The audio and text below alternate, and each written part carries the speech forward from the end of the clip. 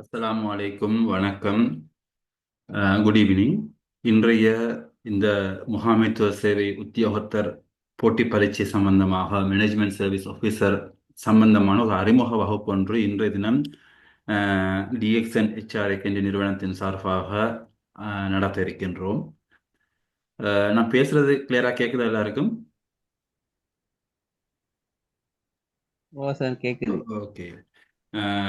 ஒரு குறிப்பிட்ட அளவானவங்க தான் இணைந்திருக்கிறீங்க. அந்த வாட்ஸ்அப் குழுமத்தில் சுமார் 250க்கும் மேற்பட்டவங்க இருக்கிறாங்க. ஸோ நாங்கள் டைம் போகுது, ஆகவே ஸ்டார்ட் பண்ணுவோம். ஆல்ரெடி ஒரு 6 மினிட்ஸ் மேலே போயிட்டிக்குது. நாங்கள் ஸ்டார்ட் பண்ணுவோம், அவங்க ஜாயின் ஆகி கொள்ளட்டும். சரி, இந்த எம்எஸ்ஓ எக்ஸாம் என்பது இந்த வகுப்பு இதுவரைக்கும் ஜாயின் ஆகினவங்க சொல்லுங்க. 2020ஆம் ஆண்டு விண்ணப்பித்தவங்க இதில் இருக்கிறீங்களா? 2020ஆம் ஆண்டு விண்ணப்பம் கோரப்பட்ட போது விண்ணப்பித்தவர்கள் இருக்கிறீர்களா?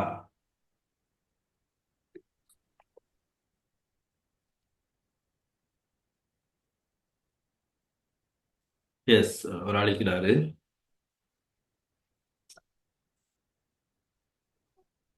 உண்மையிலே 2020ஆம் ஆண்டு மிகவும் ஒரு பெரிய ஒரு எதிர்பார்ப்புக்கு மத்தியில் இந்த அப்ளிகேஷன் கோல் பண்ணப்பட்டுச்சு. என்ன விஷயம்ல ரெண்டு விஷயங்கள் நடந்துச்சு. ஒன்று, 2020க்கு முன்னர் இது மேனேஜ்மெண்ட் அசிஸ்டன்ட் முகாமைத்துவ உதவியாளர் என்றுதான் அரசாங்க சேவைத்துறையில இருந்துச்சு. இது ஒபீசராக ஒரு உத்தியோகத்தர் என்ற பதவியோடு 2020ஆம் ஆண்டு 2019ஆம் ஆண்டு மாற்றப்பட்டது. அதன் அடிப்படையில் 2019ஆம் ஆண்டு நடைபெற இருந்த பரீட்சை 2020ஆம் ஆண்டு கோரப்பட்டது. பிற்பட்ட காலப்பகுதியிலே எக்ஸாம் நடைபெறவில்லை. எக்ஸாம் நடக்கும் சொல்லி அறிவிக்கப்பட்டு இருந்த போதிலும் அது கோவிடும் ஒரு ரீசனாக வந்துச்சு. இன்னும் சில காரணங்களாக அப்படியே எக்ஸாம் 5 வருடம் நாட்டுடைய அசாதாரண சூழ்நிலைகள், அரசாங்க சேவையில இருந்த பிரச்சனைகள், அரசாங்கத்தில் இருந்த பிரச்சனைகள் காரணமாக இந்த பரீட்சை பிற்போடப்பட்டு இதுவரை நடைபெறவில்லை. இந்த பரீட்சை மிக விரைவிலே நடைபெறும் என அறிவிக்கப்பட்டிருக்கிறது. ஆகவே இந்த பரீட்சையானது 2 கட்டங்களாக நடைபெற இருக்கிறது. நீங்கள் எல்லாரும் பார்த்திருப்பீங்க. முதலாவது 2020ஆம் ஆண்டு கோரப்பட்டவங்களுக்குரிய பரீட்சை. அடுத்தது 2000 மைக் ஆஃப் பண்ணி கொள்ளுங்க. தேவைப்பட்ட மட்டும் மைக் ஒன் பண்ணி பேசுங்க, மற்ற டைமுக்கு ஆஃப் பண்ணி கொள்ளுங்க. சரி, அடுத்து இந்த வருடம் கோல் பண்ண போறாங்க. அது உண்மையிலே அரச சேவைக்கு போவதற்குரிய ஒரு இலகுவான ஒரு வழி ஒன்றுதான் இந்த முகாமைத்துவ சேவை என்பது. இந்த முகாமைத்துவ சேவையின் ஊடாக செல்வதூடாக என்ன பலன்கள் இருக்கும் என்று கண்டால், ஒன்று, உங்களுக்கு கேக்குது இல்லையா? பேசுறது கேக்குதா? இல்ல கேக்குது? பேசுறது கேக்குதா?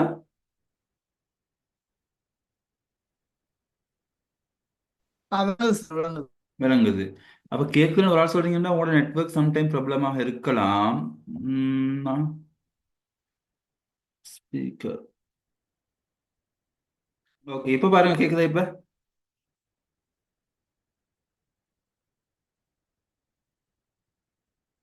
மெசேஜ் போட்டவங்களுக்கு கிளியரா வழங்க. விளங்குது, கிளியரா விளங்குது. ஆகவே சில இடங்கள்ல இருக்கக்கூடிய நெட்வொர்க் இஷ்யூவாக இருக்கலாமா தெரியாது. ஏன்னா இங்க எந்த சைட்ல ப்ராப்ளமாக இருந்தால் எல்லோருக்கும் ப்ராப்ளமாக இருக்க வேண்டும். ஸோ உங்களோட நெட்வொர்க்கை கொஞ்சம் செக் பண்ணி கொள்ளுங்க, அல்லது கொஞ்சம் இருக்கிற இடத்த கொஞ்சம் மாற்றி அமர்ந்து பாருங்க. சரி, அப்படியும் இல்லைன்னு சொன்னா லெஃப்ட் ஆகிட்டு திரும்ப ஜாயிண்ட் ஆகுங்க. சம்டைம் அதில் எரர்ஸ் இருந்தேன்னு சொன்னா சரி வரும். ஆகவே இந்த பரீட்சையானது நான் ஆரம்பத்தில் சொன்ன மாதிரி 2 கட்டமாக நடைபெற இருக்கிறது. இந்த பரீட்சையில் உள்ள மிகவும் ஒரு முக்கியத்துவம் என்னன்னு சொன்னால், இப்ப சப்போஸ் நீங்க ஏ லெவல் தான், இது குவாலிஃபிகேஷன் என்னன்னு கேட்டால் ஏ லெவல் தான். ஆனா இலங்கையுடைய அதி உயர் அரச சேவை எது? இலங்கை நிர்வாக சேவை. இதுதான் ஸ்ரீலங்கா டாப் மோஸ்ட். இந்த அரச சேவைக்கு உள்வாங்குவதற்கு அதுல 2 விதமாக இருக்கு. ஒன்று திறந்த போட்டி பரீட்சை, மட்டுப்படுத்த போட்டி பரீட்சை. திறந்த போட்டி பரீட்சை என்று சொன்னால் அதுக்கு நீங்க பட்டதாரியாக இருக்க வேண்டும். அது பட்டதாரி இல்லை என்றாலும் நீங்கள் முகாமைத்துவ சேவை உத்தியோகத்தர் என்ற அடிப்படையில் உள்நுழைவீர்களாக இருந்தால் உங்களுக்கு அங்க சேவை அனுபவத்தின் அடிப்படையில மட்டுப்படுத்தப்பட்ட போட்டி பரீட்சையினூடாக உங்களுக்கு நிர்வாக சேவை போட்டி பரீட்சைக்கு தோற்றலாம். நிர்வாக சேவை போட்டி பரீட்சைக்கு தோற்றலாம். ஆகவே ஒரு இல்ல நீங்க இந்த ஃபீல்டுக்கு போனால் இதுக்கு பிறகு சான்சஸ் இருக்குது. அதே மாதிரி இந்த போட்டி பரீட்சையான மிகவும் போட்டி மிக்கது. போட்டி பரீட்சையிலும் போட்டி கூடியது. ஏனென்று சொன்னால் ஏ லெவல் தான் குவாலிஃபிகேஷன். அப்ப ஏ லெவல்ல பாஸ் ஆகினவங்க மட்டும் இல்ல, அதுக்கு மேலதிகமாக பட்டதாரிகளும் வருவாங்க. பட்டதாரிகளும் விண்ணப்பிப்பாங்க. ஏ லெவல் மட்டும் உள்ளவங்களும் இல்ல, பட்டதாரிகளும் விண்ணப்பிப்பாங்க. ஆகவே ஒரு போட்டி மிக்க பரீட்சையாக இருக்கும்.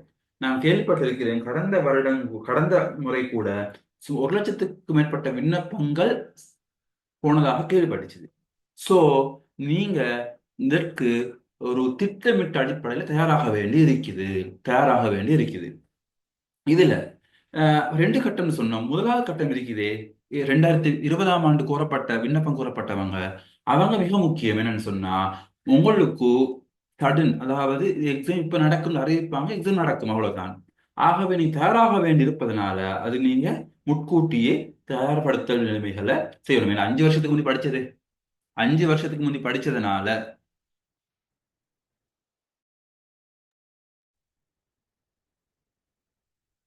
டெஸ்டிங் 1 2 3. ஓகே, நான் சவுண்ட் இல்லைன்னு மெசேஜ் போடுறீங்க. நீங்க சவுண்டை செக் பண்ணி பார்த்தேன், சவுண்ட் இருக்குது இந்த சைடில்.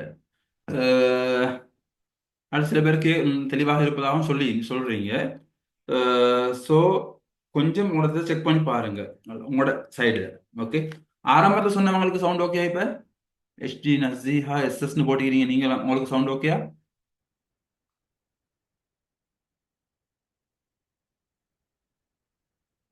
Okay okay okay. ஆகவே சவுண்ட் இல்லைன்னு சொன்னா உண்மையிலே நெட்வொர்க் ப்ராப்ளமாக வரலாம், அல்லது உங்களோட ஃபோன்ல சவுண்ட்ல குறைவாக வச்சிருக்கலாம். ஆகவே கொஞ்சமா பார்த்துக்கொள்ளுங்க. சரி.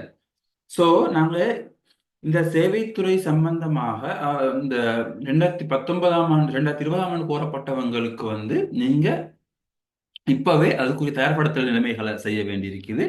ஏன்னு சொன்னா உங்களுக்கு சடனாக எக்ஸாம் கால் பண்ணுவாங்க, எக்ஸாமை இன்ஃபார்ம் பண்ணுவாங்க, இதுதான் எக்ஸாம் நடக்கும். அடுத்தவங்களுக்கு விரைவில் விண்ணப்பம் கோரப்பட்டு ஒன்லைன் மூலமாக தான் விண்ணப்பம் கோரப்படும். இப்போது ஒன்லைன் மூலமாக விண்ணப்பம் கோரப்படுவதனால குறுகிய காலத்தில் பரீட்சை நடைபெறும். ஆகவே தயார்படுத்தல்கள்ல ஈடுபட வேண்டும். அத்தோடு சேர்த்து இதுல தென் மாகாணத்தை சேர்ந்தவங்களை வந்திருப்பீங்கன்னு நம்புறேன். தென் மாகாண பட்டதாரியாக இருந்தால் உங்களுக்கு தமிழ் வழி மூலமான பட்டதாரி ஆசிரியர் போட்டி பரீட்சைக்கான விண்ணப்பம் இன்றைய தினம் வர்த்தமானியில் வெளியிடப்பட்டிருக்கிறது. ஆகவே அந்த பரீட்சை இன்றைய தினம் குறித்தான பத்திரிகை அறிவித்தல் வெளியிடப்பட்டிருக்கிறது. ஆகவே அது குறித்தான தயார்படுத்தல்கள்ல, அது குறித்தான ஏற்பாடுகள்ல தென் மாகாண பட்டதாரிகள் நீங்க ரெடி ஆகுங்க. என்ன சில டவுட்ஸ் இருக்குமாக இருந்தால் எங்களுக்கு வாட்ஸ்அப் மூலமாக தொடர்பு கொள்ளுங்க. சரி. முகாமைத்துவ சேவை உத்தியோகத்தர் போட்டி பரீட்சை எல்லா அரசாங்க சேவை போட்டி பரீட்சை, மொத்தம் முகாமைத்துவ சேவை உத்தியோகத்தர் மட்டுமல்ல, எல்லா அரசு சேவை போட்டி பரீட்சைக்கும் ஒரு சேவை பிரமாண குறிப்பு இருக்குது. சேவை பிரமாண குறிப்பு. இதன் அடிப்படையில தான் அந்தந்த சேவை துறைக்கான போட்டி பரீட்சைகள் நடைபெறுவதோடு அதன் பதவி உயர்வுகள் அடுத்த கட்டங்களுக்கு போறது எப்படின்ற விஷயம் எல்லாம் அது தெளிவாக சொல்லப்பட்டிருக்கும். அது கெசட் பண்ணப்பட்டிருக்கும். அந்த கெசட்டின் படிதான் உதாரணம் இந்த பரீட்சைகள் நடைபெறும். உதாரணமாக முகாமைத்துவ உதவியாளர் என்பது சேவை பிரமாண குறிப்பில் முகாமைத்துவ சேவை உத்தியோகத்தில் என மாற்றப்பட்டிருக்கிறது. ஆகவே நீங்க பார்க்கும்போது இந்த சேவை பிரமாண குறிப்பின் படி உங்களுக்கு முடிவெடுத்துக் கொள்ளலாம். அதோடு புதிதாக இந்த பரீட்சைக்கு தோற்றிருக்கக்கூடியவங்களுக்கு உங்களுக்கு 2019ஆம் ஆண்டு வெளியாகின அந்த கெசட்டையும் பார்க்கலாம். அல்லது உங்களுக்கு இந்த இதன் விளங்குதா? ஒரு நிமிஷம் இருங்க.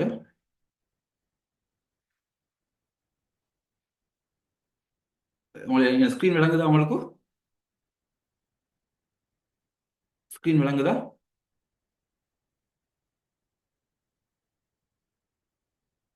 இந்த ஸ்கிரீன் விளங்குதா? Okay, yes. இதுல சொல்லப்பட்ட மாதிரி இதுதான் இலங்கை பொது நிர்வாக மாகாண சபைகள் மற்றும் உள்ளூராட்சி அமைச்சின் இணையப்பக்கம். இதிலே முகாமைத்துவ உத்தியோகத்தர் சேவை சம்பந்தமாக சகல விவரங்கள் தரப்பட்டிருக்கிறது. பாருங்க, இப்ப 35,500 பேர் இதில் இருக்கிறாங்க. இது ஆட்சேர்ப்புகள் எவ்வாறு நடைபெறும் என்ற விவரம் சொல்லப்பட்டிருக்குது. நான் ஆரம்பத்தில் சொன்ன மாதிரி இதுலேயும் திறந்த போட்டி பரீட்சை மற்றும் மட்டுப்படுத்தப்பட்ட போட்டி பரீட்சை என்ற அடிப்படையில் இரண்டு கட்டமாக நடைபெறும். மட்டுப்படுத்தப்பட்டீங்கன்னா ஏற்கனவே அரச சேவையில் இருக்கக்கூடியவங்களை சேர்க்கிறது. ஏற்கனவே ஏதோ ஒரு அடிப்படையில் அரசாங்க சேவைக்கு உள்வாங்கப்பட்டிருப்பாங்க, அவங்கள முகாமைத்துவ சேவை உத்தியோகத்தராக எடுப்பதுதான் மட்டுப்படுத்தப்படுது. இப்ப அது கோல் பண்றது இல்லை. இப்ப கோல் பண்ண போறது என்ன? திறந்த போட்டி பரீட்சை. மொத்த வேக்கன்சிஸ்ல 70% திறந்த போட்டி பரீட்சை மூலமாகத்தான் நிரப்பப்படும். முகாமைத்துவ சேவை உத்தியோகத்தர் சேவையின் வகுப்பு 3ற்கு ஆட்சேர்ப்பு செய்வதற்கு அவ்வாறு ஆட்சேர்ப்பு செய்யப்படுவது இணைந்த சேவைகள் பணிப்பாளர் நாயகம் சார்பாக பரீட்சை ஆணையாளர் நாயகத்தினால் நடத்தப்படுகின்ற போட்டி பரீட்சையின் பெறுபேற்றின் அடிப்படையில் தகமைகளை பரிசீலனை செய்வதற்கான நேர்முக பரீட்சையில் தகமை பெறுகின்றவர்கள் மாத்திரமாகும். ஆகவே இதுல என்னென்னா, இந்த இப்ப இருக்கின்ற சேவை பிரமாண குறிப்பின்படி உங்களுக்கு போட்டி பரீட்சை நீங்க பாஸ் ஆகிட்டீங்கன்னு சொன்னால் உங்களுக்கு அங்கே ஜப் தேவையான அளவுல உதாரணமாக கட் ஆஃப் மார்க்ஸ் கூடி குறையும். அதில் கட் ஆஃப் மார்க்ஸ் விட கூட எடுக்கும்போது உங்களுக்கு நேரடியாக பரீட்சை, அதாவது நேரடியாக உங்களுக்கு இந்த அரசாங்க சேவைக்கு உள்வாங்கக்கூடிய அமைப்பு காணப்படும். சோ இதுக்கு யார் விண்ணப்பிக்கலாம் என்றால் 18 வயதுக்கு குறையாதவரும், 18 வயதுக்கு மேற்பட்டவரும், 30 வயதுக்கு உட்பட்டவரும் இதற்கு விண்ணப்பிக்கலாம். என்ன கல்வி தகம் இருக்க வேண்டும்? கல்வி பொருளாதார சாதாரண பரீட்சையில 6 பாடங்கள்ல சித்தி அடைந்திருத்தல் வேண்டும். அதுல சிங்களம், தமிழ், நாங்கள் தமிழ் மொழி மூலம் தமிழ் மொழியிலும் கணிதத்திலும் வேறு 2 பாடங்களிலும் திறமை சித்தியுடன் 6 பாடங்களில் சித்தி அடைந்தும். 4C 2S இருந்தா போதும். 4Cல 2C இருக்கணும். எதுக்கு? தமிழுக்கும் கணிதத்துக்கும். உயர்தர பரீட்சையில 3 பாடங்களையும் ஒரே தடவையில சித்தி அடைந்திருக்க வேண்டும். 3 பாடம் என்று சொல்லும் போது பொது ஆங்கிலமும் பொது உளச்சார்பும் ஒரு பாடம், பொது சாதாரண பரீட்சையும் ஒரு பாடமாக கருதப்பட மாட்டாது. முக்கிய பாடங்கள் 3 இருக்கிறதே, அந்த அடிப்படையில அதுலதான் நாங்க பாஸ் ஆகிருக்க வேண்டும். ஓகே, இதுல வெப்சைட் ஒரு சின்ன இது மட்டுப்படுத்தப்பட்டு வந்திருக்கணும். அது எங்களுக்கு சம்பந்தம் இல்லை, விடத்துல தேவையில்லை. ஆகவே சேவை பிரமாண குறிப்பின்படிதான் உங்களுக்கு பாருங்க, இந்த சேவை பிரமாண குறிப்பின்படிதான் உங்களுக்கான பரீட்சைகள் நடைபெறும். சரி, இப்ப இதுதான் இந்த இதுல சொல்லப்பட்டிருக்கின்ற விவரம். நாங்க இப்ப இன்றைய வகுப்புக்கு போவோம். இன்றைய வகுப்புல நாங்க இந்த பரீட்சை சம்பந்தமாக இன்னும் சில அடிப்படை விஷயங்களை பார்த்துக்கொள்ள வேண்டியது. என்னன்னு சொன்னா, இந்த பரீட்சை திறந்த போட்டி பரீட்சையானது 2 பாடங்களை கொண்டதாக இருக்கும். ஒன்று மொழியாற்றல், மற்றது உளச்சல். எஸ், சொல்லுங்க சார். அதுல நீங்க தகமை சொன்னீங்க தானே சார்? அது கடைசி தகமையா இல்ல குறைந்தபட்சம் இருக்க வேண்டிய தகமை? அது கூட இருந்தா பிரச்சனை இல்லை. நீங்க கிராஜுவேட் ஆகிக்கிறீங்க, பிரச்சனை இல்லை. நீங்க ஓ லெவல்ல 10 9 பாடங்களை எடுத்துக்கிறீங்க, பிரச்சனை இல்லை. ஓகே, அப்ப டிகிரிய மெயினா வச்சு இந்த எக்ஸாம் செய்யலாமா சார்? இல்ல, டிகிரிய மெயினா வச்சு உங்களுக்கு செய்ய இயலாது. நீங்க இப்ப டிகிரி எடுக்கிறீங்க, டிகிரி உள்ள ஒரு ஆள், நீங்க ஓ லெவல்ல மெட்ஸ்ல எஸ் எடுத்திருந்தா உங்களுக்கு அப்ளை பண்ண இயலாது.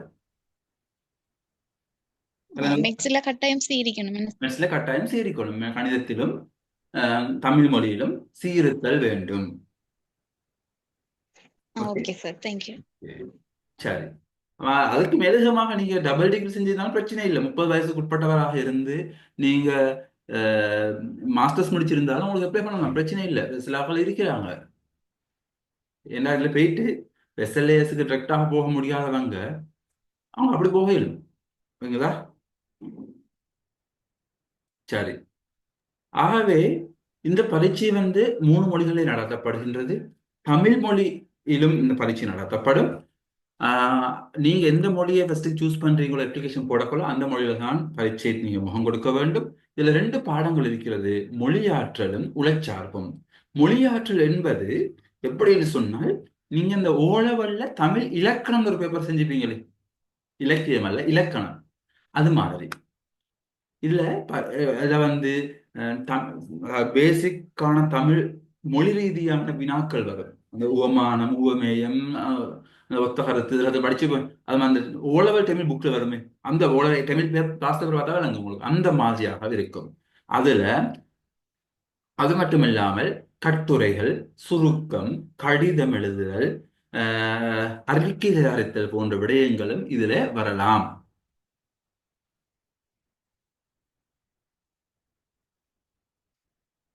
ஓகே, உங்களோட கொஸ்டின்ஸுக்கு நான் கொஞ்சம் ரிப்ளை பண்றீங்க, வெயிட் பண்ணுங்க, இந்த முடிச்சு போட்டு. ஆகவே பரீட்சார்த்தியின் கருத்துக்களை வெளியிடுதல், கிரகித்தல், எழுத்துக்களின் பிரயோகம், மொழியும் கட்டுரையும், கொடுக்கப்பட்ட கடிதம் ஒன்றுக்கான பரும்படி தயாரித்தல். அதாவது பரும்படி தயாரித்தல்னா முறையாக கடிதம் எழுதுற ஃபார்மேட்டிக், இது அந்த ஃபார்மேட் படி எழுதுறது. கொடுக்கப்பட்ட தரவுகளுக்கு ஏற்ப வரைப்புகளையும் அட்டவணைகளையும் தயாரித்தல், கொடுக்கப்பட்ட பந்தியை சுருக்கி எழுதுதல், கொடுக்கப்பட்ட பல வாக்கியங்களின் கருத்து, அதாவது பெரிய ஒரு பந்தி தந்திருப்பாங்க, அது ஒரு வசனத்துல ஒரு வரியில சுருக்கமாக எழுதுறது. அடுத்தது இலக்கண பயன்பாடு தொடர்பான அறிவை பரீட்சிப்பதற்காக விடயம் சார்ந்த வினாக்களை கொண்டிருக்கும். அனைத்து வினாக்களுக்கும் விடையளிக்க வேண்டும். இது மொழியாற்றல், நாங்கள் இது சம்பந்தமாக பேசுவோம். சரி, உளச்சார்பு என்பதுதான் ஐக்கியூ. இந்த மொழியாற்றல் என்பது உங்களுக்கு ஒரு 2-3 கிளாஸ்ல படிச்சு கொள்ளக்கூடியதா இருக்கும். உளச்சார்பு என்பது ஒரு பரந்த பரப்பு. ஒரு மணித்தியாலம் தான் தரப்படும். இப்ப மொழியாற்றலுக்கு 2.5 மணித்தியாலம் வரும், உளச்சார்புக்கு 1 மணித்தியாலம் தான் வரும். இந்த 1 மணித்தியாலத்துக்குள்ளால உங்களுடைய கணக்குத்திறன், தர்க்க ரீதியாக சிந்திக்கும் ஆற்றல், பொதுவான நுண்ணறிவு போன்றவை அளவிடும். நான் இது சம்பந்தமாக ஒவ்வொரு விஷயமா சொல்றேன், சரியா? இது வந்து பல்தேர்வாக உறவு மேல சுருக்க விடை எழுதக்கூடியதாக இருக்கும். அதாவது ஒன் வேர்ட் ஆன்சர்ஸ் அப்படி மாறி வரக்கூடியதாகவும் வரலாம். இதுவும் 50 வினாக்களை கொண்டதாக இருக்கும். ஆனால் மிகவும் கவனமாக இருக்கணும். இந்த பரீட்சையில ஏன உயர் போட்டி பரீட்சைகள்ல இந்த மாதிரி கண்டிஷன் வரல, பட் இந்த பரீட்சையில ஒரு கண்டிஷன் வருவாங்க அப்படின்னு சொன்னா, இந்த பரீட்சையில எழுத்து மூலமாக எழுதக்கூடிய விடைகள்ல தெளிவற்ற கையெழுத்துக்களுக்கும் எழுத்து பிழைகளுக்கும் புள்ளிகள் குறைக்கப்படும். ஆக மிகவும் கவனமாக எழுதணும். எழுத்து பிழை விட்டீங்கன்னு சொன்னா, கையெழுத்துக்கள்ல தெளிவற்ற தன்மை இருக்குமாக இருந்தால் அங்க உங்களுக்கு புள்ளிகள் குறைக்கப்படும். ஓகே, ஆக மிகவும் கவனமாக இருக்க வேண்டும். அதே போல சொல்றாங்க, ஒவ்வொரு பரீட்சையிலும் 40% புள்ளிகள் பெறப்பட வேண்டும். அதாவது இந்த பரீட்சையில வந்து பாஸ் எப்பன்னு சொன்னா, தகமை பெறுவதற்கு விண்ணப்பதாரி ஒவ்வொருவரும் பாடத்தில் ஒதுக்கப்பட்ட புள்ளிகள் ஆக குறைந்து 40% பெற வேண்டும் என்பதுடன் பரீட்சையின் மொத்த புள்ளிகள் ஆக குறைந்தது 50%. அதாவது என்ன செய்யணும், நீங்க மொழித்திறன்ல 40, உளச்சார்புல 60 எடுக்கிறீங்க. அவ ரெண்டும் பாஸ் மார்க்ஸ் மேல வந்துடுது. 40க்கு மேல எடுத்துட்டீங்க, 2 கூட்டினா 100, 100ல 50% எடுத்துட்டீங்க. 50% எடுத்திருந்தால் பாஸ். இப்ப நீங்க எடுக்கிறீங்க அப்படி மொழித்திறன்ல 45, உளச்சார்புல 45, 90 எடுத்தீங்கன்னு சொன்னா போதாது. 90 பிரிக்கணும். 2 பிரிச்சால் 42 தான் வரும். சரி, 47 தான் வரும். 47 வந்தாலும் நீங்க பாஸ் இல்லை. சரி, 90 வந்தா 45, 90 வந்தா 45, 45 வந்தாலும் பாஸ் இல்லை. 2 பாடத்தையும் கூட்டி 2ஆல பிரிக்கும் போது 50% விட அதிகமாக வர வேண்டும். ஆகவே இத மார்க்ஸ் வந்து நீங்க எப்படிமாக வச்சுக்கொள்ளணும். இந்த பரீட்சைக்கு தோற்றக்கூடிய ஒவ்வொருத்தரும் நினைச்சுக்கொள்ளணும். உங்களோட பாஸ் மார்க்ஸ் 2லையும் நீங்க 50% வச்சுக்கொள்ளுங்க. 50க்கு மேல மார்க்ஸ் எடுக்கணும். அது மட்டும் போட்டி பரீட்சை என்பதனால எவ்வளவு கூட மார்க்ஸ் எடுக்கிறீங்களோ அவ்வளவு சான்ஸ் இருக்குது. இது சம்பந்தமாக நாங்க எக்ஸாம் கிட்ட வாங்கின டைம்லயும் பார்க்கலாம். சரி, இன்றைய தினம் இந்த அடுத்த பரீட்சை அமைப்புக்கு போக முன்னுக்கு உங்களோட கேள்விகள் சம்பந்தமாக என்னது, கிராஜுவேட் அப்ளை பண்ணலாம் தானே? எஸ், கிராஜுவேட்டும் அப்ளை பண்ணலாம். அதை சொல்லிட்டேன். செகண்ட் டைம் மெட்ஸ்ல சி எடுத்து இருக்கிறீங்க, பட் அப்ளை பண்ண இயலாதா? அந்த கொஷன்ஸுக்கு செகண்ட் டைம் எடுத்துக்கிறீங்க, அப்ளை பண்ண இயலாதுன்னு அவர் கேட்குறீங்க. உங்களோட கொஷின்ஸுக்கு வந்து நாங்கள் இதுலேயே பார்ப்போம். இதில் சேவை பிரமாண குறிப்பிலே பார்ப்போம். சேவை பிரமாண குறிப்பில என்ன சொல்லிக்கிறாங்க என்று பார்த்தோம்னா, ஒரு நிமிடம் தாங்க.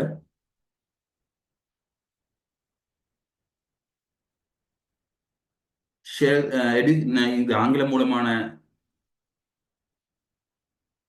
உங்களுக்கு நான் வீடியோ வந்து யூடியூப் லிங்க் மூலமாக தருவேன், சரியா? ஆகவே நான் உங்களுக்கு இப்போ நான் இது பண்ணல, அப்ரூவ் பண்ணல. நான் உங்களுக்கு யூடியூப் மூலமாக தருவேன், லிங்க் குரூப்ல போடுவேன். ஓகே, சரி. என்ன சொல்றாங்கன்னு சொன்னா, uh, shall have shall have passed 6 subjects with credit pass for 4 subjects, including Sinhala or Tamil or English in mathematics at the GCE O level at one sitting. அப்படி போட்டிக்கிறாங்க. ஒரே தடவையில் இருக்க வேண்டும் என்ற விஷயம் அங்க சொல்லப்பட்டிருக்குது சேவை பிரமாண குறிப்பு. நான் உங்களுக்கு அதையும் காட்டுறேன் இடத்துல. சேவை பிரமாண குறிப்பிலே அவ்வாறு சொல்லப்பட்டிருக்கிறது. சொல்லி மன்னிக்கவும்.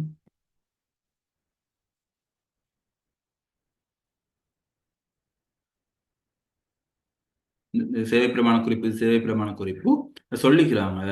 shall have passed six subjects, பாருங்க இத, including Tamil, Sinhala or English and mathematics at GC O level examination at one sitting. சரியா? சப்போஸ் உங்களோட பரீட்சைக்கு முன்னதாக, புதுசாக கோல் பண்ண போற பரீட்சைக்கு முன்னதாக இந்த சேவை பிரமாண குறிப்பில் மாற்றங்கள் திருத்தங்கள் வருமாக இருந்தால் அப்ப மாறலாம். இப்போ இதுவரைக்கும் உள்ள ரூல்ஸ் படி ஒரே சிட்டிங் லிஸ்ட்ல இருக்கணும். சரி, வேற என்ன சில டவுட்ஸ் இருக்குதா? அடுத்து போக முன்னுக்கும் அடுத்த பாதி நான் பார்க்க முன்னுக்கும் இன்னைக்கு நாங்கள் சில ஐக்கிய அடிப்படைகளையும் பார்ப்போம். ஐக்கிய பொதுளை சார்பு மற்றும் கிரகத்தில் சம்பந்தமான அடிப்படைகளையும் பார்ப்போம். அதுக்கு முன்னதாக வேற என்ன சரி பார்க்க இருக்குதா உங்களுக்கு? கொஸ்டின்ஸ்? Hello sir. எஸ், சொல்லுங்க. சார் இப்ப இந்த இது கால் பண்றது ஐலண்ட் வைடா தானே கால் எஸ், ஐலண்ட் வைடாக தான் கால் பண்ணுவாங்க. நாங்க ஜாப்புக்கு அப்ளை பண்ணக்குள்ள இப்ப எங்கட ப்ரொவின்ஸுக்குள்ள மாதிரி தானே எங்களுக்கு ஜாப் தருவாங்க. இப்ப டீச்சிங் மாதிரி எங்களுக்கு அவங்க தார இடத்துக்கு அவங்க கால் பண்ற இடத்துக்கு தானே எங்களுக்கு போடணும் இல்ல தானே. அப்ப கால் பண்ணக்குள்ள அந்த மெத்தடுக்கு தான் அவங்க கால் பண்ணுவாங்க ப்ரொவின்சியல் ரீதியா. வேகன்சிஸ் இருக்கின்ற அடிப்படையில் கால் பண்ணுவாங்க, சரியா? நான் உங்களுக்கு அதுக்கு தெளிவாக இருக்கிறதுக்கு நான் சொல்றேன்னா, உங்களுக்கு கடந்த முறை வந்து நான் குரூப்லையும் போட்டேன். கடந்த பரீட்சைக்கு கோல் பண்ணப்பட்ட அந்த நீங்க கெசட்டை பார்த்தீங்கன்னா விளங்கும் அவங்க சேவைகள் எப்படி போட்டிக்கிறாங்க ஒவ்வொரு மாவட்டத்தையும் போட்டு அதில் இருக்கின்ற வேகன்சி சம்பந்தமாகவும் சொல்லப்பட்டுச்சு இது. ஆனா ஒரு அரசாங்க சேவை விண்ணப்பத்துல ஒரு ஒரு விஷயம் காட்டுறேன்.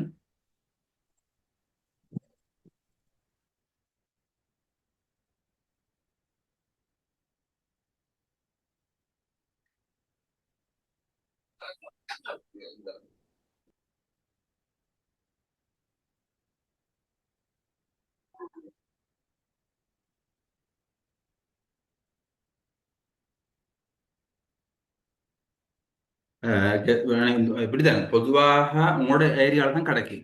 அதாவது உங்களோட நீங்க இருக்கக்கூடிய ஏரியால அல்லது கண்மித்த பகுதியில தான் கிடைக்கும். ஆனால் அவங்க போன முறை கெசட்ல சொல்லியிருந்தாங்க ஒரு விடயம், இந்த இவ்வாறு சொல்லிக்கிறாங்க: ஒவ்வொரு பரீட்சார்த்தியும் இலங்கையின் எந்த ஒரு பிரதேசத்திலும் பணியாற்றுவதற்கும் பதவிக்குரிய கடமைகளை நிறைவேற்றுவதற்குரிய போதிய உடல் மற்றும் உளத்தகமைகளை பெற்றிருத்தல் வேண்டும்.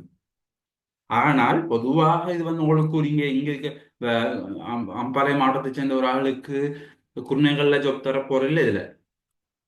ஆனா அந்த கண்டிஷனுக்கு நாங்க ஒத்துக்கொள்ளணும், சரியா? பொதுவாக அந்தந்த மாவட்ட அடிப்படையில் இருக்கக்கூடிய அடிப்படையில் தான் கொடுப்பாங்க, மாவட்டத்துக்குள்ளால தான் கொடுப்பாங்க. ஏன்னா மாவட்ட சமத்துவ விகிதாசார அடிப்படையில் தெரிவு செய்தல், மாவட்ட பெயர் பட்டியல் அட்டவணை ஒன்றில் காணப்படுவது மாவட்ட அடிப்படையில் தருவாங்க. உங்களுக்கு அந்த கெசட்டை திரும்ப போடுறேன், பார்க்க விளங்கும். அந்த மாவட்டங்கள் இருக்கக்கூடிய வேக்கன்சிஸ் அடிப்படையில தான் அவங்க எடுப்பாங்க. இருந்தாலும் ஒரு ஒரு சேக்குலர்ல ஒரு ஃபார்ம் ஒரு ஒரு ஒரு ஒரு வசனம் ஒன்று இருக்குது. என்னன்னு சொன்னா கெசட்ல நீங்க எந்த மாகாணத்திலையும் வேலை செய்வதற்கு தயாராக இருக்க வேண்டும் என்ற விஷயம் சொல்லப்பட்டிருக்குது. Okay sir. அந்த அந்த கெசட் கொஞ்சம் குரூப்ல கொஞ்சம் போடுங்க, அப்ப வாசிச்சு பார்த்துக்கொள்ளலுமே. ஓகே, நான் திரும்ப போடுறேன் அதை, சரியா? ஓகே சார், தேங்க் அடுத்த கேள்வி கேட்டுக்கிறீங்க. டீச்சிங் கால் பண்ணுவாங்க. டீச்சிங் எஸ், டீச்சிங் ஆரம்பத்தில் சொன்ன மாதிரி இன்னைக்கு தென் மாகாணத்துக்கு கால் பண்ணிக்கிறாங்க. ஏனைய மாகாணங்களுக்கும் விரைவில் கால் பண்ணுவாங்க. அடுத்தது இப்போ கொஞ்சம் பேர் வந்து லெஃப்ட் ஆகிக்கிறாங்க, பிரச்சனை இல்லை. என்னன்னு சொன்னா இந்த இது வந்து வேகன்சிஸ் இப்போ 7,000க்கு மேற்பட்ட வேகன்சிஸ் இருக்குது. 7,000க்கு மேற்பட்ட வேகன்சிஸ்ல நேற்றைய தினம் நேற்றைய தினம் அல்ல, அதற்கு முன்னைய தினம் அமைச்சரவையிலே ஒரு தீர்மானம் எடுக்கப்பட்டிருக்கிறது. இது முதற்கட்டமாக 3,500 வேகன்சிஸை ஃபில் பண்ணுவோம், அதுக்கு அடுத்தது ஃபில் பண்ணுவோம் என்று. ஆகவே எப்படியோ இந்த எக்ஸாம் விரைவில் நடக்கும் என்பது எங்களுக்கு இங்க சொல்லப்படுகிறது. இதுல காம்படிஷன் மிகவும் கூடுதலாக இருக்கும். இந்த பரீட்சையில காம்படிஷன் மிகவும் கூடுதலாக இருக்கும் என்றால் 7,500 வேகன்சிஸ் என்பது ஒரு பெரிய ஒரு அமௌண்ட். ஆக மிச்சம் பேர் ட்ரை பண்ணுவாங்க. ஆகவே ஒவ்வொருவரும் இப்போல இருந்தே ட்ரை பண்ணுங்க.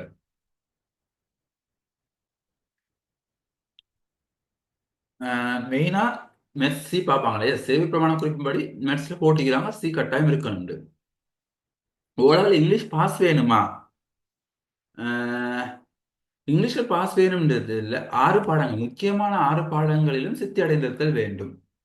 6 பாடங்களிலும் சித்தி அடைந்திருத்தல் வேண்டும் என்பதுதான் அங்க சொல்லப்பட்டிருக்குது. அதாவது தாய்மொழி, எங்களோட தாய்மொழியாக ஆங்கிலம் இல்லை அங்க கருதப்படுறது. தமிழிலும் கணிதத்திலும் சி சித்தியையும், இன்னும் 2 பாடங்களிலும் சி சித்தியும், இன்னும் 2 பாடங்களிலே எஸ் சித்தியை பெற்றிருந்தாலும் போதுமானது. மொத்தம் 4 சி 2 எஸ் எடுத்திருந்தால் போதுமானது. அதுல கட்டாயம் பார்க்க வேண்டிய தமிழும் ஆங்கிலம், தமிழும் கணிதமும். சரியா? அதுதான் சொல்லப்பட்டிருக்குது. சொல்லுங்க. அந்த இப்ப இதுல வேற ஐக்கியூவும் டீச்சிங் எக்ஸாம்ல வேற ஐக்கியூ இந்த இதுவும் சேம் ஆயிக்குமா? ரெண்டுக்கும் சேர்த்துக்கு படிக்கிறதுல பிரச்சனை இல்லையா? இல்லாட்டியா அதாவது ஐக்கியூ வந்து சேம். ஐக்கியூ சிலபஸ் என்பது நாங்க வளமையாக வகுப்போல சொல்லி வர மாதிரி எஸ்எல்ஏ இருக்கலாம், டீச்சிங் எக்ஸாமாக இருக்கலாம், லோ என்ட்ரன்ஸாக இருக்கலாம், எம்எஸ்ஓவாக இருக்கலாம், எல்லோருக்கும் சிலபஸ் சேம் தான். இருந்தாலும் இந்த எம்எஸ்ஓவுக்கும் ஜிஎஸ்ஸுக்கும் போட்டி பரீட்சைகளுக்கு சிலபஸ் கொஞ்சம் குறைவு. டீச்சிங் எக்ஸாமுக்கு என்ன கிராஜுவேட்ஸ், டீச்சிங் எக்ஸாம் வரக்கூடிய கிராஜுவேட்ஸ் தானே, அவங்களுக்கு கொஞ்சம் சிலபஸ் கூட.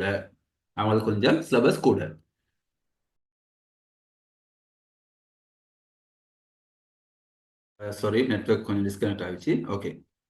ஆகவே டீச்சிங் எக்ஸாமுக்கு சிலபஸ் கொஞ்சம் கூட. ஆகவே நீங்க டீச்சிங் எக்ஸாமுக்கு முழுமையாக தயாராகின்ற போது இந்த பரீட்சைக்கும் நீங்க ஆட்டோமேட்டிக்காக தயாராகிற மாதிரி தான். ஆகவே முழுமையான சிலபஸை நீங்க படிக்கும் போது இது மிச்சம் குறைவில் ஓரளவு குறைவு, ஒரு சிறு பகுதி குறைவாக வரும் இதுல. சரியா? ஆகவே டீச்சிங் எக்ஸாமுக்கு தயாராகிறவங்க இதுக்கும் தயாராகின்ற போது உங்களுக்கு முழுமையான சிலபஸ் அவங்க பெற்றுக்கொள்ள கூடியதாக இருக்கும். அடுத்தது மாவட்ட ரீதியாக கேட்டீங்க தானே. மாவட்ட ரீதியாக தான் நான் ஆரம்ப சொன்ன மாதிரி மாவட்ட ரீதியாகத்தான் அதாவது மாவட்டங்களுக்கு முன்னுரிமை வழங்கப்படும்.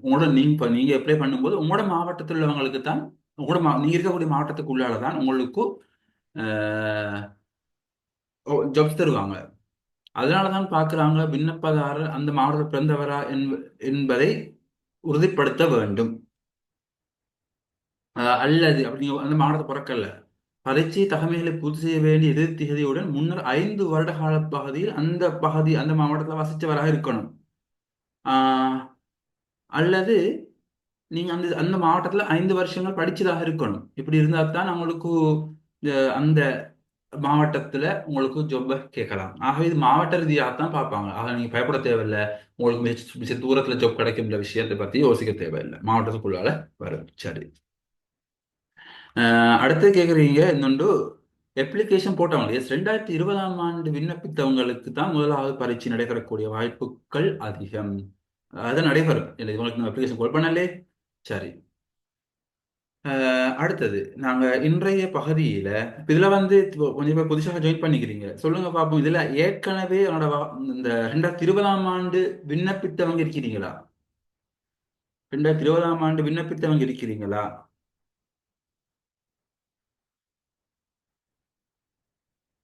ஆரம்பத்தில் ஒரு ஆள் விண்ணப்பத்தை சொன்னீங்க, வேற யாரும் சரி இருக்கீங்களா?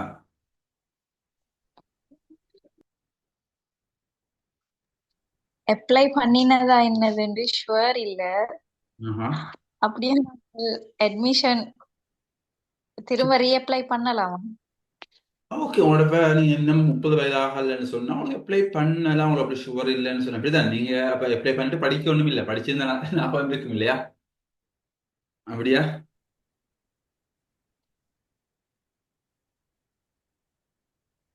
குரூப்ல ஜாயின் ஆகியிருக்கேன், ஆனா கிளாஸஸ் நடக்க இல்ல. ஓகே, சரி. எப்படியோ இப்படித்தான் உங்களுக்கு அப்படி ஒரு இன்னும் அது அப்ளிகேஷன் போட டவுட் இருக்குன்னு சொன்னால் அதுக்கு முன்னுக்கு உங்களுக்கு அப்ளிகேஷன் உங்களுக்கு எக்ஸாம் நடக்க முன்னுக்கு அடுத்த அப்ளிகேஷன் கால் பண்ணினாங்கன்னா உங்களுக்கு அப்ளை பண்ணலாம். நீங்க 30 வயதுக்கு உட்பட்டவராக இருந்தால் அது பிரச்சனை இல்லை. சரி, அப்ளிகேஷன் போட்டவங்க எல்லாரும் செலக்ட் ஆகிட்டா புதுசா திரும்ப கால் பண்ணுவாங்களா? பண்ண மாட்டாங்களா? இல்ல, புதுசா கால் பண்ணுவாங்க. ஏஜ் எப்படி? ஏஜ் வந்து எம்எஸ்ஓ ஏஜ் 18 முதல் 30. 18 முதல் 30. அடுத்தது மிச்சமா டவுட் இருக்கிற வந்து 2 கட்டம் நடக்க போல ஃபர்ஸ்ட் முறை எடுத்துட்டாங்களா, 2வது நடக்காதா? இல்ல, அவங்க ஏற்கனவே சொல்லப்பட்ட பிரகாரம் அதுக்கு எடுக்கக்கூடிய ஒரு இப்ப இந்த 7 வருஷத்துக்கு எப்பலதான் 7,000 வேகன்சி வந்திருக்கிற 2020ஆம் ஆண்டு உரிய அமைப்புல எத்தனை வேகன்சிஸ் இருந்துச்சுதோ அந்த அளவு ஃபர்ஸ்ட்டுக்கு எடுப்பாங்க. எடுத்து போட்டு நான் சொல்றாங்களே 3,500 இப்படிதான் எடுக்கிறதுக்கு இருக்கிறாங்க ஆரம்பத்துல ஃபர்ஸ்ட் ஸ்டெப்.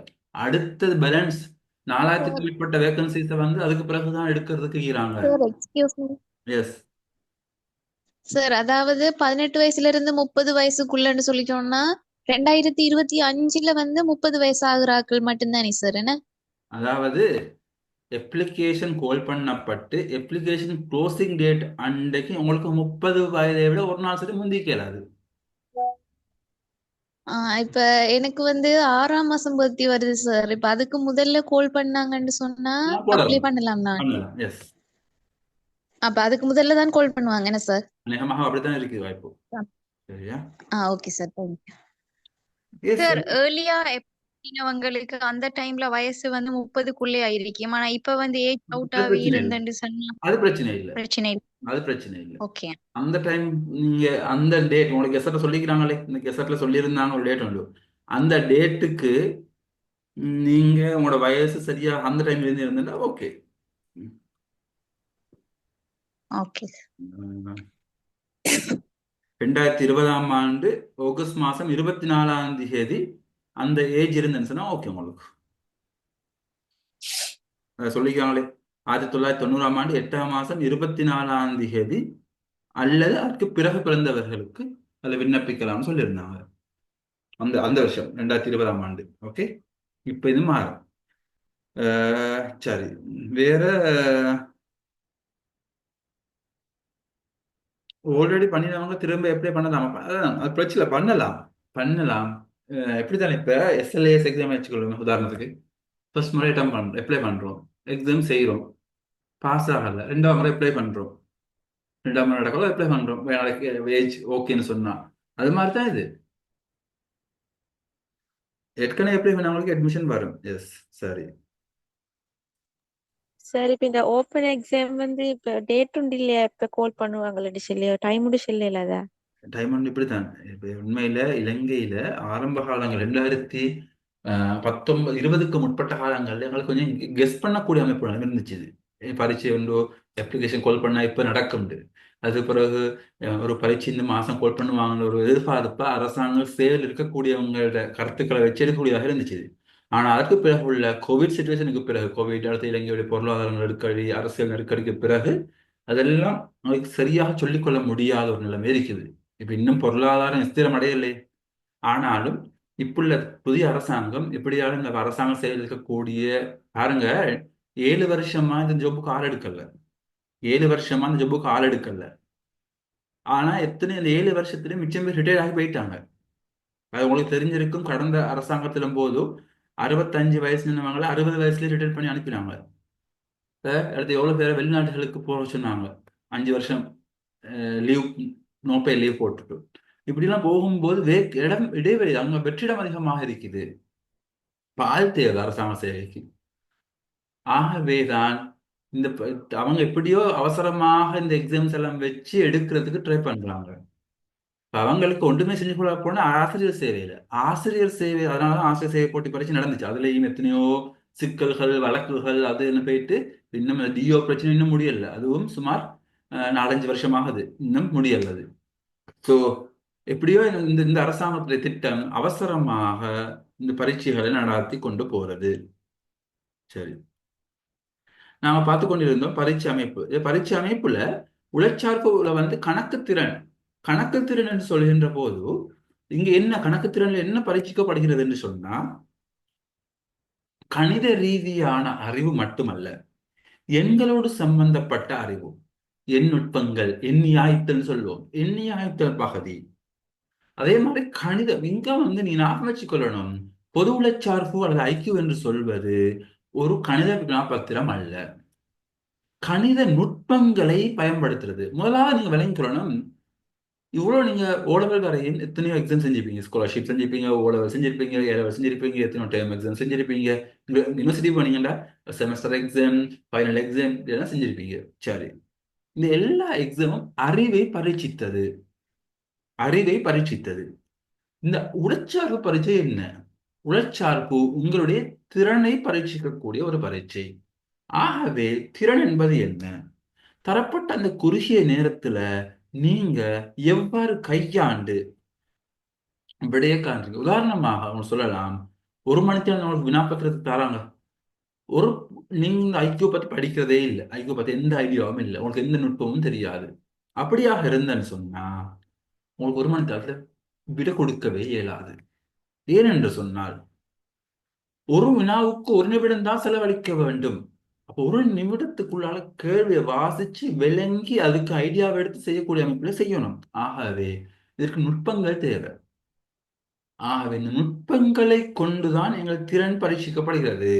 என்ன நுட்பங்களை பாவிக்கிறீங்க?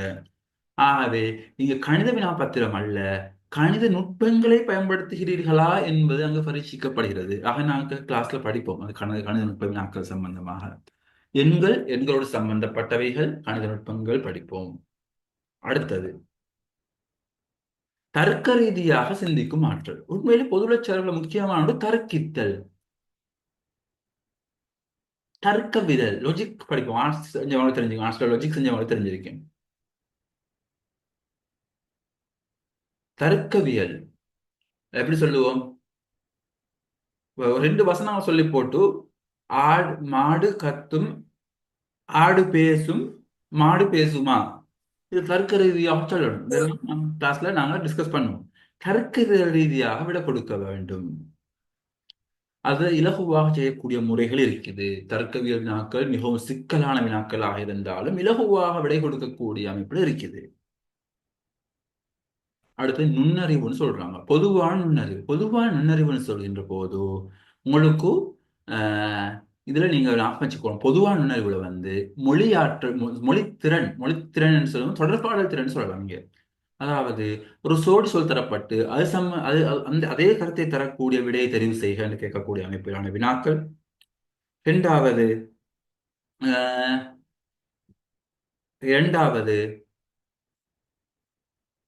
நான் ஆரம்பத்தில் சொன்ன மாதிரி கணக்கு திறனோட எண்கள் வந்தது.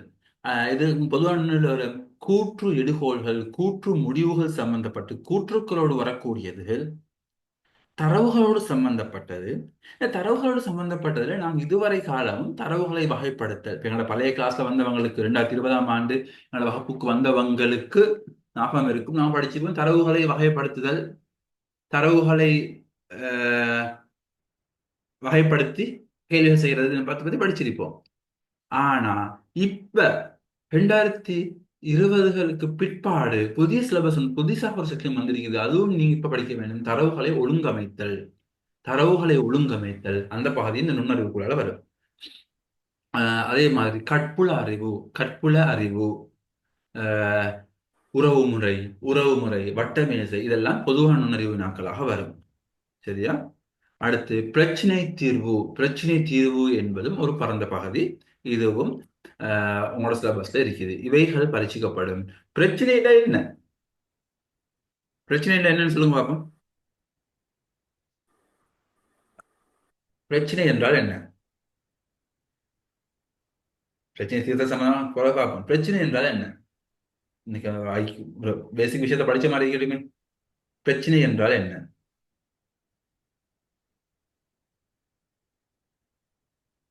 பிரச்சனை என்றால் இப்ப உங்களோட கையில 50 ரூபாய் இருக்கிறது, உங்களுக்கு 100 ரூபாய் தேவை. அப்ப பிரச்சனை என்ன?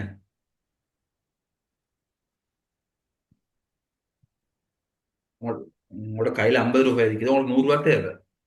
சரி, எப்படி செய்வோமே? உங்களோட கையில 50 ரூபாய் இருக்கிறது, உங்களுக்கு 90 ரூபாய் தேவை. 90 ரூபாய் தேவை. அது பிரச்சனை என்ன? அது 40 ரூபாய் பிரச்சனை. ஆகவே பிரச்சனைக்குரிய வரைவிலக்கணம் என்னவென்றால், தற்போதைய நிலைக்கும் நீங்கள் எதிர்பார்க்கின்ற நிலைக்கும் இடையிலான அந்த வேறுபாடு. நீங்க உலகத்துல என்ன பிரச்சனை இருந்தாலும் இந்த சாம்பாடுல போடலாம். தற்போதைய நிலைக்கும் எதிர்பார்க்கின்ற நிலைக்கும் இடையிலான அந்த வேறுபாடு தான் பிரச்சனையாகும். ஆகவே பிரச்சனை என்றால் தற்போதைய நிலைக்கும் எதிர்பார்க்கின்ற நிலைக்கும் இடையிலான வேறுபாடு. ஸோ இது சம்பந்தமாக நான் கிளாஸ்ல படிப்போம். இன்றைக்கும் சில அடிப்படைகளை படிப்போம். சரியா? இன்றைக்கும் நான் அதுல சில அடிப்படைகளை கொஞ்சம் பார்ப்போம். அடுத்து மொழித்திறன். மொழித்திறன்ல இலக்கண இலக்கிய வழிமுறைகள் சம்பந்தமான MCQ வினாக்கள் வரும். எஸ், ரெக்கார்டிங் குரூப்ல போடுவேன். சரியா? கட்டுரை, சுருக்கம், கடிதம், அறிக்கை மற்றும் துண்டு பிரசுரங்களும் விளம்பரங்களும் சம்பந்தப்பட்டு வரும். அதாவது கட்டுரை உங்களுக்கு தெரியும், ஒரு தலைப்பு தரப்பட்டு கட்டுரை எழுத வேண்டும். இது நாங்கள் மொழித்திறன் நான் செய்ய மாட்டேன். மொழித்திறன் அது சம்பந்தப்பட்ட ஆசிரியர்கள் செய்வாங்க. அது நாங்கள் கடைசி டைம்ல பார்ப்போம். நாங்கள் கிளாஸை ஆர்கனைஸ் பண்ணும்போது பார்ப்போம். வரக்கூடிய மாணவர்களுக்கு எண்ணிக்கை அடிப்படையாக கொண்டு நாங்கள் யாரை சாரை பேசுறேன், எங்களோட ஆப்ஷன்ஸ் இருக்கிறாங்க. ஜாபீர் சார், அவர் SLASல ஸ்பெஷல் கிரேட்ல இருந்து அண்மையில ஓய்வு பெற்றவர். கிரகித்தல் மற்றும் பொதுவரி பாடங்கள்ல மிகவும் அனுபவம் வாய்ந்தவர். அவர் செய்வார். இல்லைன்னு சொன்னால், நாங்கள் கடந்த காலங்களில் எங்களுக்கு சந்திரதேவி டீச்சர் தெரிஞ்சிருக்கும். உங்களுக்கு ஆரம்ப காலங்களில் எங்களோட வகுப்புக்கு வந்தவங்களுக்கு அவர் செஞ்சிருக்கிறா. அல்லது இன்னும் சில ஆசிரியர்கள் இருக்கிறாங்க. நாங்கள் அது சம்பந்தமாக அவங்களோட பேசிட்டு முடிப்போம். பேமெண்ட் சம்பந்தமாக நான் ஆரம்பிக்கிறேன். சரி. கட்டுரை, சுருக்கம், கடிதம், அறிக்கை மற்றும் துண்டு பிரசுரங்கள், விளம்பரங்கள் சம்பந்தமாக அவங்க விளம்பரப்படுத்துவாங்க. கட்டுரைன்னு அவங்களுக்கு தெரியும். நான் ஆரம்பத்தில் சொன்ன மாதிரி ஒரு தலைப்பு தரப்பட்டு அல்லது ஒரு விஷயம் பந்தி சொல்லப்பட்டு அது சம்பந்தமாக 300 சொற்கள்ல நீங்க ஒரு ஆய்வு விளக்கமாக எழுதணும். அதுல நீங்க என்ன சொல்லணும், கட்டுரை எழுதும்போது சும்மா எழுதுறது இல்லை. ஒரு விஷயம் எழுதுகின்ற போது புள்ளி விவரங்களோட, சரியான தரவுகளோட, அது அங்க சரியான பந்தி அமைப்புகள்ல ஒரு பரும்படியாக எழுத வேண்டும். சுருக்கம் என்பது 2 வகையாக வரும். ஒரு பெரிய ஒரு பக்கம் ஒன்று தரப்பட்டு ஒரு 3-4 பந்திகளை கொண்ட ஒரு பெரிய பகுதி தரப்பட்டு அதை நீங்க மொத்தமாக உள்ளத்துல 3-1 சுருக்குங்கோ அப்படின்னு வரும். இன்னொன்று வரலாம், ஒரு பந்தி தரப்பட்டு அதை ஒரு வரியில சுருக்கமாக எழுதுங்க அப்படின்னு வரலாம். அடுத்து கடிதம், அறிக்கை எழுதுகிற போது சரி, ஒரு சார்ட் ஒன்று தந்து போட்டு அதை பார்த்து அதுக்கு சம்பந்தமா அறிக்கை எழுதுங்க. சரியா? அடுத்து துண்டு பிரசுரங்கள் தான் இவ்வாறு வரலாம். அடுத்து தரவுகளையும் வரைவுகளையும் அட்டவணைகளையும் தயாரித்தல். தரவுகளுக்கு ஏற்ப தரவுகள் தந்து போட்டு அதுக்கு நீங்க அட்டவணை போடுத்த சொல்லுவாங்க. ஒரு பந்தி ஒன்று தரப்பட்டு என்ன பரீட்சையில மொழித்திறன் என்ன செய்யறதுன்னு சொன்னால், உங்களை பரீட்சிக்கிறாங்க. இந்த ஜொப்புக்கு நீங்க தகுதியானவரா, இந்த ஜொப்புக்கு தகுதியானவரா. ஐக்கியூல பரீட்சிக்கிறபடி ஒரு பிரச்சனை வருகின்ற போது குறிப்பிட்ட நேரத்துல பிரச்சனையை விளங்கி விட கொடுப்பதற்கு நீங்க தயாரா, தீர்வு கொடுப்பதற்கு நீங்க சரியானவரா. உளச்சார்புல பரீட்சிக்கிறது என்ன? ஒரு பிரச்சனை ஒன்று வருகின்ற போது, உங்களோட வேலையில ஒரு சிக்கல் ஒன்று வருகின்ற போது நீங்க குறித்த நேரத்துல அந்த பிரச்சனை இனங்கண்டு அதை விளங்கி தீர்வு கொடுப்பதற்கு பொருத்தமானவரா. இதுல ஒரு வேலையை நீங்க எவ்வாறு கிரகித்து முறையாக செய்றீங்க. ஆகவே தரவுக்கேற்ப வரைப்புகளையும் அட்டவணைகளையும் தயாரிக்கின்ற சம்பந்தமாகவும் வரும். இது சம்பந்தமாக பார்ப்போம். சரி. சம்பளம் ஆரம்ப காலத்துல இது போட்டது இப்ப மாற்றத்துக்கு உட்பட்டு இருக்கும். சரியா? 2016ஆம் ஆண்டுக்குரியது இப்ப மாற்றங்களுக்கு உட்பட்டு இருக்கும். ஆக நான் சம்பந்தமாக பேசல. சரி.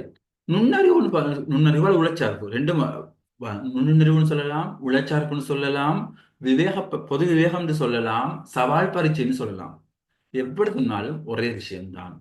இன்னும் வினாப்பத்திரத்துல ஒரு மணித்தியாலம் தான் உங்களுக்கு செலவழிக்கலாம். 50 வினாக்கள். இதுல எம்சிக்யூ மட்டுமல்ல, சுருக்க விடைகளும் வரலாம். எம்சிக்யூ போட்டிருக்கிறதுக்கு எம்சிக்யூ மட்டுமல்ல, சுருக்கமாக எழுதக்கூடிய அமைப்பிலையும் வரலாம். எப்படியும் ஒரு மணித்தியாலத்துல 50 வினாக்கள்னு சொல்கின்ற போது நீங்க ஒரு வினாவுக்கு 1 நிமிடம் தான் செலவழிக்க வேண்டும். ஆகவே இதற்கு நுட்பங்கள் தேவை, நுட்பங்கள் தேவை, நுட்பங்கள் தேவை. ஆஹ் இந்த நுட்பங்கள்னா என்ன? நாங்கள் வகுப்புல நுட்பங்கள் தான் படிப்பிப்போம். இப்ப நாங்க வகுப்புக்கு பதிவு செய்யக்கூடியவங்க எல்லாருக்கும் 60 நுட்பங்களை கொண்ட ஒரு புத்தகத்தை PDF வடிவில் அனுப்பி வைப்போம். 60 நுட்பம், அதுக்கு மேலதிகமாக நம்ம ஒரு நுட்பங்களையும் அனுப்பி வைப்போம். நான் சொன்ன புதிதான இணைக்கப்பட்ட பகுதிகள், தரவுகளை ஒழுங்கமைத்தல், இன்னும் சில பகுதிகளையும் வேறையாக அனுப்பி வைப்போம். ஆகவே இந்த நுட்பங்கள்டா என்ன? நுட்பம் என்பது குறுகிய நேரத்துல வினாக்களை விளங்கி விடை காணும் முறை. நுட்பங்கள் என்பது குறுகிய நேரத்துல இலகுவாக செய்கின்ற முறை, இலகுவாக செய்யும் முறை. ஆகவே நுட்பங்களை கற்பதன் மூலமாகத்தான் எங்களுக்கு இந்த எக்ஸாமை பாஸ் பண்ணலாம். ஏன்? ஒரு நிமிடத்துல ஒரு நிமிஷம் ஒரு கேள்வி செய்யணும். ஆகவே மிக முக்கிய நுட்பங்கள். நீங்க எங்க படிச்சாலும் நுட்பத்தோட படிங்க. ஸோ பேப்பர் செய்யறேன்னு சொல்லிட்டு படிச்சதுக்கு போதாது. கிளாஸ்ல ஒரு பேப்பரை 2 ஹவர் செஞ்சுட்டு பழகிட்டு போனதுக்கு போதாது. நுட்பம் தெரிஞ்சிருக்க வேண்டும். கடந்த காலங்கள்ல ஆசிரியர் போட்டி பரீட்சையில அதிகமான மாணவர்கள் எங்கள்கிட்ட வகுப்புகளுக்கு வந்து உண்மையிலே சக்சஸ் ஆக பாஸ் ஆகி இன்டர்வியூ ஃபேஸ் பண்ணி இப்போ ஜாப் இருக்கிறாங்க. இந்த நாங்க அவங்களோட பேசினாலும் அவங்க சொல்ற விஷயம் என்னன்னு சொன்னா, நாங்க வந்து இந்த ஒரேடியாக பேப்பர் செய்ய போறது இல்லை. நுட்பங்களை 60க்கு மேற்பட்ட நுட்பங்களை அவங்களுக்கு கொடுத்தோம். இப்ப நீங்க எம்எஸ்என் அடிப்படையில் உங்களுக்கு ஒரு 45 நுட்பங்கள் படித்தாலும் போதுமாக இருக்கும். நாங்க ட்ரை பண்ணுவோம் கூடுதலாக படிக்கிறது. நீங்க மொத்தமா படிச்சிட்டீங்கன்னா எல்லா பரீட்சைகளுக்கு ஆரம்பத்தில் கேட்ட மாதிரி ஒருக்க படிச்சாச்சு. எம்எஸ்ஓவும் செய்யறது, டீச்சிங் எக்ஸாமும் செய்யறது, என்ன எக்ஸாம் ஆகுது எல்லாத்துக்கும் ட்ரை பண்றது. இப்ப அரசாங்கம் எல்லா எக்ஸாமையும் திரும்ப கால் பண்ண போறாங்க. அதே மாதிரி SLAS கால் பண்ண வைக்கிறாங்க. ஸோ அந்த நுட்பங்களை ஒழுங்காக படிச்சு கொள்ளணும். உண்மையில நான் இந்த இடத்துல ஆரம்பத்தை சொல்ல மறந்த ஒரு ஒன்றுதான், என்னுடைய வகுப்புகள் அனைத்தும் யாரால் ஒழுங்கமைக்கப்பட்டது என்று சொன்னால், நீங்க அதிகமானவங்க உங்களோட பழைய அரச சேவையில் இருக்கக்கூடிய தமிழ் மொழி மூலமானவர்கள்ட்ட கேட்டு பார்த்தால் தெரிந்திருக்கும். நசீர் சார் என்பவர். இந்த நசீர் சார் தான் இந்த வகுப்பை ஒழுங்கமைத்தவர். நான் சாரோட சேர்ந்து சுமார் 7 வருடங்கள் வகுப்பு செய்திருக்கிறேன். சார் கடந்த 2024ஆம் ஆண்டு ஏப்ரல் மாதம் 19ஆம் தேதி இறையடி எழுதினார். சார் இறந்துட்டாரு. ஸோ அந்த சார் வகுத்த நுட்பங்கள், சார் அவர் எப்படின்னா SLASல கிளாஸ் 1ல இருந்து ரிட்டையர் ஆனவர். சுமார் 45 வருட காலம் இந்த போட்டி பரீட்சைக்கு தயார்படுத்துவதற்கான வகுப்புகள் செய்தது மட்டுமல்லாமல் இது சம்பந்தமான புத்தகங்கள், முக்கியமாக ஐக்கியூ, அது இல்லாமல் கிரகித்தல், பொது அறிவு, தகுதிகான பரீட்சைகள், இது சம்பந்தமாக பல்வேறு பரீட்சைகளுக்கு வகுப்புகளை செஞ்சவர். சார் தொகுத்து வழிகாட்டின அமைப்புல நாம தொடர்ந்து போய்கொண்டிருக்கிறோம். நீங்க உண்மையில் அரசு சேவையில் இருக்கக்கூடிய பழையவர்கிட்ட கேட்டா சில பேர் தெரிஞ்சிருக்கும். அது இலங்கையில எந்த பாகத்தில் இருந்தாலும் அவர் சம்பந்தப்பட்டு கேள்விப்பட்டிருப்பாங்க. ஆக நுட்பம்னா என்ன? நுட்பம் சொன்னால் நுட்பங்கள் என்பது குறுகிய நேரத்தில் இலகுவாக செய்யும் முறை. சரி, என்ன அது? வினாக்களை அணுகுவது எவ்வாறு, விடை காண்பது எவ்வாறு? ஆகவே எங்கட கற்பித்தல்ல விடைகளுக்கு முக்கியத்துவம் கொடுக்கப்பட மாட்டாது. முதலாவது கேள்வி கேட்டினால விட, 5வது கேள்வி கேட்டினால விட, அது எங்கட கிளாஸ்ல நாம செய்யறதுக்கு விருப்பம் இல்லை. நாங்க செய்யறது என்ன?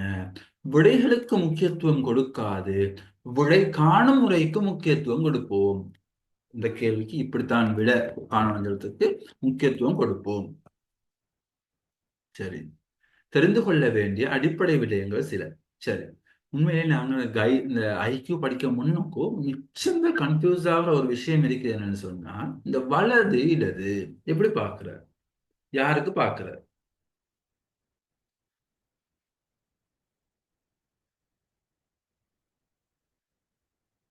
ஓகே, இந்த இடது வலதை எப்படி நாங்க பாக்குற? யாருக்கு பாக்குற? பேப்பருக்கு பாக்குறதா, எங்களுக்கு பாக்குறதா, என்ன செய்யறது? ஏன்னா ஐக்கியூல அதிகமான பகுதிகளில் வார கேள்வி வந்துதான் இந்த வலது இடது எப்படி பாக்குற? நீங்க என்ன செய்யணும்? எப்பவும் உங்களோட பேப்பர்லயோ இப்ப நீ செய்யலாம், உங்களோட பேப்பர்லயோ அல்லது உங்களோட ஸ்கிரீன்லயோ கை ரெண்டையும் வைக்கிறது. கை ரெண்டையும் விரிச்சு வச்சுட்டு கை ரெண்டையும் ஸ்கிரீன் போட்டு காட்டு. நீங்க இருக்கிற இடத்துல கை ரெண்டையும் பிரிச்சு வச்சு போட்டு இப்படி நீங்க பிரிச்சு வச்சீங்கன்னு சொன்னா உங்களோட இடது கை இருப்பது இடது பக்கம், உங்களோட வலது கை இருப்பது வலது பக்கம். உங்களுக்கு தான் பார்க்கணும். இப்ப உங்களோட கையை நீங்க வைக்கிறீங்க, ஸ்கிரீன்ல வைங்க. உங்களோட இடது கை இருப்பது இடது பக்கம், உங்களோட வலது கை இருப்பது வலது பக்கம். ஆகவே உங்களுக்கு தான் பார்க்கணுமே தவிர பேப்பருக்கு பார்க்கறது இல்ல, ஸ்கிரீனு பார்க்கறது இல்ல. உங்களோட கை வலதும் இடதும் மாறாது. எப்போ உங்களோட இடது கையை வைங்க அது இடது பக்கம், உங்களோட வலது கையை வைங்க அது வலது பக்கம். ஓகே, அது உங்களுக்கு தான் பார்க்கணும். இப்ப சொல்லுங்க பார்ப்போம், இந்த இடது பக்கத்தில் இருக்கக்கூடிய எழுத்து எது? இதுல 2 எழுத்துக்கள் இருக்குது. இதுல இடது பக்கத்தில் இருக்கக்கூடிய எழுத்து எது? இடது பக்கத்தில் இருக்கக்கூடிய எழுத்து எது?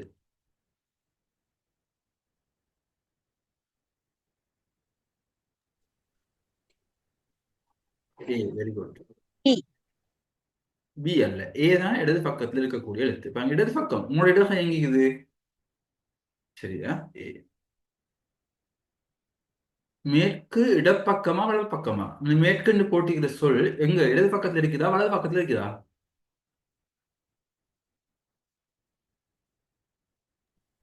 இடது. இடது, வெரி குட். இடது பக்கம். இடது பக்கம். Very good. சரி, ஒரு கிணறு ஒன்று இருக்குது. ஒரு கிணறு சும்மா வரைஞ்சிருந்தேன். வெளியில ஏன் ஒரு அடிக்கிறாரு. இவரை கிணற்றுக்குள்ள பாகிறார். இவருடைய நிலை என்ன? இவருக்கு என்ன நடந்திருக்கும்? இவருடைய நிலை என்ன? இவர் என்ன நடந்திருக்கும்?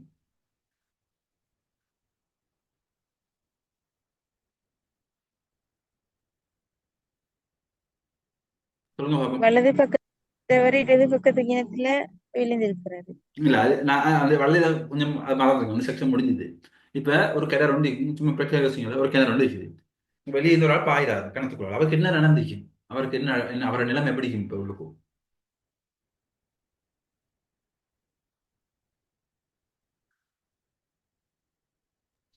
மூழ்கிட்டு இருப்பார். ஒரு ஆள் சொல்றாரு மூழ்கிட்டு இருப்பாரு. இன்னொன்று வேற ஒவ்வொருத்தரும் தண்ணி இல்லைன்னு சொன்னா மூழ்கிப்பாரு. சரி, தண்ணி இருந்தா மூழ்கி இருப்பாரு. தண்ணி இல்லாட்டி சரி வேற இருப்பாரு. சும்மா இருப்பாரு. வேற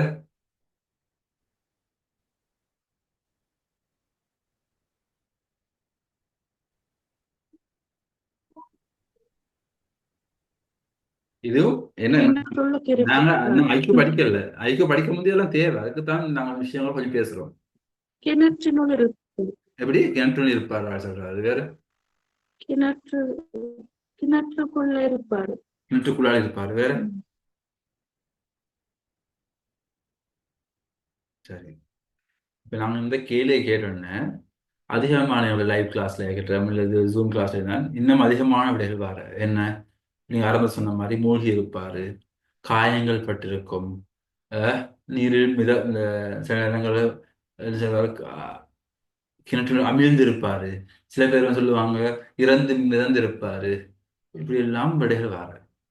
ஆனா ஞாபகம் வச்சு கொள்ளுங்க, ஐக்கு பேப்பர்ல எப்பவுமே என்ன சொல்லியிருக்கிறாங்களோ கேள்வியில அது மட்டும்தான் நாங்க யோசிக்கணுமே தவிர வேற எதையும் எக்ஸ்ட்ராவாக அது அப்படி இருக்கும் இது இப்படி இருக்கும். இப்ப நீங்க சொன்னீங்களே நீர் இருந்தால் மூழ்கி இருப்பார், தண்ணி கிணற்றுல தண்ணி இருந்தால் மூழ்கி இருப்பாரு, கிணற்று தண்ணி இல்லாட்டி மூழ்காம இருப்பாரு சொன்னீங்களே. இப்ப கிணற்றுல தண்ணி இருக்குதா இல்லையான்னு சொல்லலையே. நாங்க அதை வச்சு யோசிக்க இயலாது. நாம என்ன யோசிக்கலாம்? வீட்டுல கிணறு இருக்குது. ஒரு கிணறு ஆழம் இல்லாத கிணறா இருக்கலாம். நான் இப்ப நீங்க சில பேர் கண்டிருப்பீங்க, இப்ப காலத்துல மிகவும் குறைவோ. ஆரம்ப காலங்கள்ல கண்டிருப்பீங்க சில கிணறுகள் இருக்கும். எத்தனை ஒரு 1.5 அடி ஆழம், 1 அடி ஆழம், 1.5 அடி 2 அடி ஆழம், சின்ன ஊத்து தான். ஆனா எந்த நேரமும் தண்ணி இருக்கும், நல்ல தூய்மையான தண்ணியா இருக்கும். 2 அடி 3 அடி ஆழம், இப்படி எல்லாம் சின்ன சின்ன கிணறுகள் இருந்திருக்கும். இந்த கிணறுல ஒரு 15 ஒரு இறப்பாரா? காயப்படுவாரா? மாட்டாரு. சில கிணறுகள் இருக்கும் பெரிய கிணறுகள் தான் தண்ணி இருக்காது. அப்ப இந்த கிணறு ஆழமான கிணறா இல்லாத கிணறான்னு சொல்லவும் இல்லை. ஆகவே அவர் நிறைந்திருப்பாரா, மூழ்கியிருப்பாரா, இறந்திருப்பாரா, காயப்பட்டிருப்பாரான்னு சொல்லவுமே இல்லாது. ஆனா என்ன விஷயம், நீங்க ஆரம்பத்துல கடைசியாக சொன்ன விடதான், கிணற்றுக்கு வெளியில இருந்தவர் இப்ப கிணற்றின் உள்ளே இருப்பாரு. கிணற்றின் உள்ளே இருப்பாரு. இதுதான் நடந்திருக்கும். ஓகே, வெளியில இருந்தவர் உள்ளே இருப்பாரு. ஓகே, ஒரு வருஷத்துல எத்தனை வாரங்கள் இருக்கிற? ஒரு வருடத்துல எத்தனை வாரங்கள் கிழமைகள் இருக்கிற? 84 84. வேற 54 54. வேற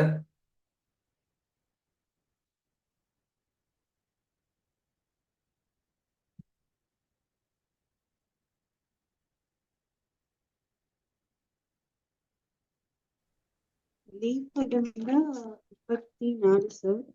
54. இல்ல 53. லீஃப் இடம் இல்லைன்னா 52. சரி. வேற 52. 52. ஓகே, இப்ப பல்வேறு விடைகள் வருது, பார்ப்போம். எப்படி பார்க்கிறது? 52 2 சொல்லிக்கிறீங்க, 54 சொல்லிக்கிறீங்க, 53 சொல்லிக்கிறீங்க. பார்ப்போம். ஒரு வருஷத்துல சாதாரண வருஷம் 365 நாள் இருக்கிறார். ஒரு கிழமையில 7 நாள் தானே. வேலை பிரிப்போம். பிரிச்சோம்னு சொன்னால் 5 முறை 5 7 35 கழிச்சா 1. 5 கீழே இருக்கிறோம். 15ல 7 2 முறை 7 7 14 கழிச்சா 1. ஒரு சாதாரண வருடத்திலே 52 வாரங்களும் ஒரு நாளும், 52 வாரங்களும் ஒரு நாளும். அதே லீப் வருடமாக இருந்தால் 52 வாரங்களும் 2 நாளும். சரியா? நீங்க கட்டாயம் ஞாபகம் வச்சு கொள்ளக்கூடிய வேண்டிய ஒரு பாயிண்ட் தான் இந்த ஒன்றும் இந்த ரெண்டையும் ஞாபகம் வச்சு கொள்ளுங்க. மிக அதிகமாக இந்த ஐக்கிய கேள்விகளில் பயன்படுத்தப்படுறது 52 வாரங்களும் ஒரு நாளும் சாதாரண வருடமாக இருந்தால், அதுவே லீப் வருடமாக இருந்தால் 2 நாட்களை கொண்டிருக்கும். சரியோ? ஓகே, இப்ப நாங்க பார்ப்போம் லீப் வருடம் என்ன. லீப் வருடத்துக்கு போவோம். லீப் வருடம் தெரிஞ்சுக்கணுமே. லீப் வருடம் என்பது 4 வருடங்களுக்கு ஒரு முறை வரக்கூடியது. அந்த வருடத்துல மட்டும் பிப்ரவரி மாதம் 29 நாட்களை கொண்டிருக்கும். வருஷத்துல 366 நாட்களாக இருக்கும். சரி, ஒரு வருடத்தை தாராங்க. ஒரு வருடத்துல வந்து போட்டு அது லீப் வருடமா இல்லையான்னு கேட்டா எப்படி கண்டுபிடிக்கிற டேஷா? உதாரணமா 2019 ஆண்டா அது 20ஆம் ஆண்டு பரிச்சைல வந்துச்சு கேள்வி. எப்படி பாக்குறேன்னு சொன்னா, இப்போ எனக்கு தானே இப்ப டைம் முக்கியம். ஒரு நிமிஷம் தான் செலவழிக்கணும். ஒவ்வொரு வருஷத்தையும் இப்ப 2025 வந்து 2025 நாளை பிரிச்சு பாக்குறேன். 1988 நாளை பிரிச்சு பாக்குறேன். பெரிய விஷயம். ஏன்னா 4 இலக்கங்களை கொண்ட பெரிய ஒரு இலக்கத்தை நாளை பிரிச்சு பார்க்கறதுக்குள்ள டைம் போகும். அப்ப என்ன செய்யறதுன்னு சொன்னால், நீங்க அதுல முதல் 2 இலக்கத்தை மட்டும் போட்டு அந்த கடைசி 2 இலக்கத்தை மட்டும் பாருங்க. கடைசி 2 இலக்கங்களையும் 4ஆல் மீதியின்றி வகுக்க முடியுமாக இருந்தால் அது லீப் வருடமாகும். உதாரணமாக 2020 கடைசி 2 இலக்கம் எது? 20. 20ஐ 4ஆல் வகுத்தால் மீதி 4ஆல் வகுத்தால் 5 ஈவு 5 முறை இருக்குது. 5 4 20, மீதி 0. மீதி 0 இருந்தால் அது லீப் வருடம். மீதி 0 இல்லை என்றால், மீதி 1ஆக 2ஆக 3ஆக வருமாக இருந்தால் அது லீப் வருடம் இல்லை.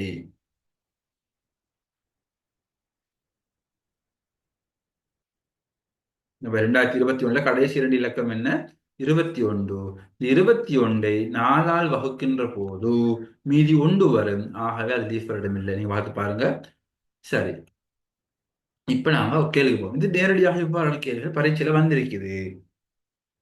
2022ஆம் ஆண்டு ஜனவரி 1ஆம் தேதி செவ்வாய்க்கிழமையாக இருந்தால் 2024 ஜனவரி 1 என்ன கிழமை, 2025 ஜனவரி 1 என்ன கிழமைன்னு கேட்கறாங்க. எப்படி செய்யறது? 2022 ஜனவரி 1 செவ்வாய்க்கிழமை. நான் டைரக்டா 2024 போகாம 23 பார்ப்போம். 2023 ஜனவரி 1 என்ன கிழமை? நான் சொன்னேன் லீப் வருடமாக இல்லை என்றால், லீப் வருடம் எப்ப சொன்னேன்? பிப்ரவரி 29 தான் வரும். லீப் வருடமாக இல்லை என்றால் ஒரு நாள் கூடும். 52 வருடங்களும் ஒரு நாளும்.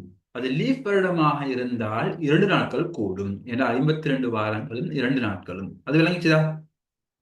அது விளங்கிச்சுதா நான் சொல்றது? லீப் வருடமாக இருந்தால் ஒரு நாள் கூடும். ஏன் 52 வாரங்களும் ஒரு நாளும் என்பதனால. லீப் வருடம் இல்லை என்றால் 2 நாட்கள் கூடும். ஏன் 52 வாரங்களும் 2 நாட்களும் என்பதனால. சரியா? அது விளங்கிச்சு நான் சொல்ற விஷயம். விட விட சொல்ல போவானோ, விடை காணும் முறையை விலகிக் கொள்ளுதல் வேண்டும். கிளியர் அது? இன்னைக்கு ஃப்ரீ கிளாஸ்னாலும் நாங்க வந்ததுக்கு என்னதோ விஷயத்தை எடுத்துக்கொண்டு போகணும். ஆகவே இந்த விஷயம் விளங்கிச்சுதா? ஏன்னா நேரடியாக வினாக்கள் வரும் இந்த பகுதியில். எப்படி விலங்கு இல்லாட்டி சொல்ல திரும்ப சொல்றேன். லீப் வருடமாக இருந்தால் அடுத்த ஒரு வருடத்துக்கு பார்க்கின்ற போது பாப்பமே நான் திரும்ப சொல்றேன் பாருங்க. விலங்கல்ல. Okay, very good. சொல்றேன். இந்த இன்னொரு விதத்துல சொல்றேன். 2021 ஜனவரி 1 செவ்வாய்க்கிழமைன்னு சொல்றாங்க. நான் 2023 ஜனவரி 1 என்ன கிழமைன்னு பார்க்க போறேன். நீ சொல்லுங்க, இந்த 2022 ஜனவரி 1க்கும் 2023 ஜனவரி 1க்கும் இடையில ஒரு பிப்ரவரி வரும். அது எந்த வருஷத்துடைய பிப்ரவரி? எந்த வருஷத்துடைய பிப்ரவரி?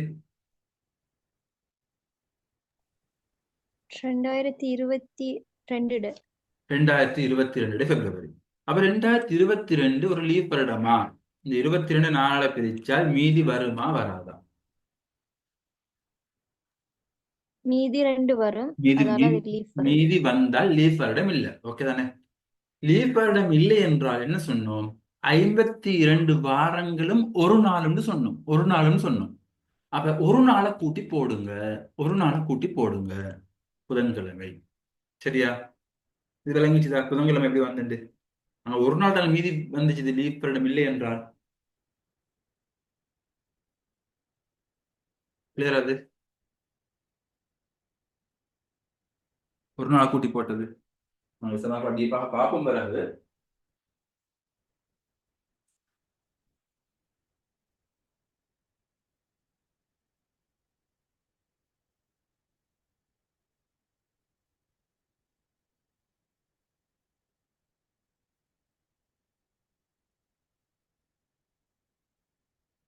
விளங்குச்சா? ஒரு நாளை கூட்டி போடுறது லீப் வருடம் இல்லாட்டி. சரி, இப்ப 2024 கேள்வி வருவோம். 2024 ஜனவரி 1 என்ன கிழமைன்னு கேட்டா, இதுல 2023 ஜனவரி 1க்கும் 2024 ஜனவரி 1க்கும் இடையில ஒரு பிப்ரவரி வரும். அது எந்த வருஷத்துடைய பிப்ரவரி? 23. 23. 23 என்பது ஒரு லீப் வருடமா? நாளை பிரிச்சால் மீதி வருமா வராதா? வராது. வரும். 23 நாளை பிரிச்சோம்னா 3 மீதி வரும். பிரிச்சு பாருங்க. 23 சாரி, நாள் 3 மீதி வரும். 4ஆல பிரிச்சா வராது. நாளால பிரிக்கின்ற போது மீதி வரும். மீதி வரும் என்பதனால லீப் வருடம் இல்லை.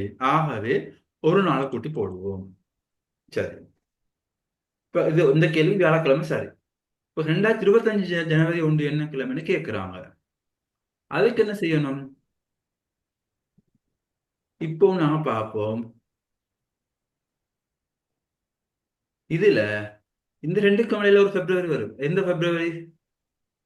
2024 24 பிப்ரவரி. 24 நாளை பிரிச்சால் மீதி பூஜ்ஜியமா? மீதி வரும். இந்த மீதிக்கும் பூஜ்ஜியம். மீதி வராது. மீதி வராது. மீதி வராட்டி 2 நாட்களை கூட்ட வேண்டும். ஏன் நாம் படிச்சோம் 52 வாரங்களும் 2 நாட்களும். 2 நாள் வாரனால 2 கூட்டணும். வியாழண்டால் வெள்ளி இல்ல சனி. சரி.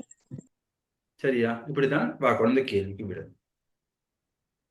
நீ பயிற்சி எடுக்கும்போது மிகவும் இதை குறுகிய நேரத்தில் செஞ்சு முடிச்சிடலாம். பயிற்சி தேவை.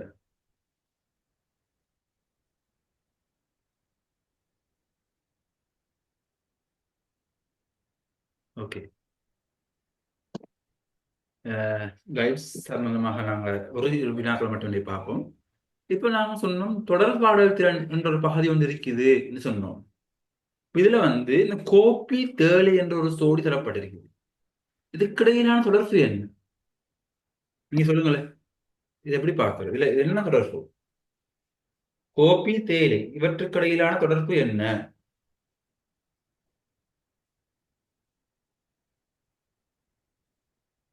என்ன விட மாற்றுப் விட விட பொருட்கள் எது? மாற்றுப் பொருட்கள் மாற்றுப் பொருட்கள் வேற? இந்த கோப்பியிலே கோப்பி குடிக்கலாம் அல்லது தேயிலை குடிக்கலாம் யூஸ் பண்ணி. Okay, very good. இப்படித்தான் பொதுவாக இந்த வினாக்களுக்கு இப்படித்தான் விட கொடுக்கிறது பொதுவாக. உண்மையில ஐக்கு பேப்பர்ல நீங்க இவ்வாறு யோசிக்க கூடாது. 18 பொருட்கள், மாற்றுப் பொருட்கள், ஆஹ் இணைந்த பொருட்கள் என்ற அடிப்படையில யோசிக்க கூடாது. ஏன்னு சொன்னா நீங்க அப்படி யோசிக்கிறீங்கன்னா அது ஒரு எக்கனாமிக்ஸ். ஞாபகம் வச்சுக்கொள்ளுங்க, ஆரம்பத்தை சொன்ன மாதிரி ஐக்கியூ பேப்பர் கணித வினாப்பத்திரம் இல்லை என்பது போல ஐக்கியூ வினாப்பத்திரம் இந்த கொமர்ஸ் படிச்சவங்களுக்கு சார்பானதாகவோ ஆர்ட்ஸ் படிச்சவங்களுக்கு சார்பானதாகவோ இருக்காது. ஆகவே இந்த மாதிரி வினாக்கள்ல மொழி ரீதியாகத்தான் அணுக வேண்டுமே தவிர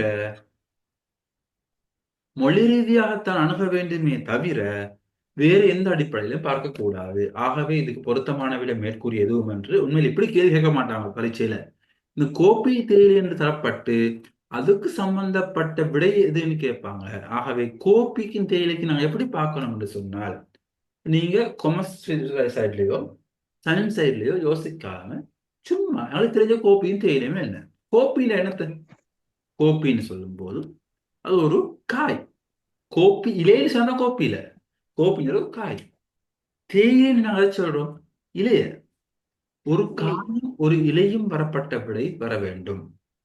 இதற்கு பொருத்தமான சோடி கேட்கப்படுகின்ற போது ஒரு காயும் ஒரு இலையும் தரப்பட்ட விடை இருக்குதா? உண்மையில இந்த கேள்வி நான் இடத்துல போடல, உண்மையில இந்த பேப்பர்ல வந்த ஒரு கேள்வி. இதுக்கு பொருத்தமான விடை வந்து தெரியுமா? பாக்கு வெற்றிலை.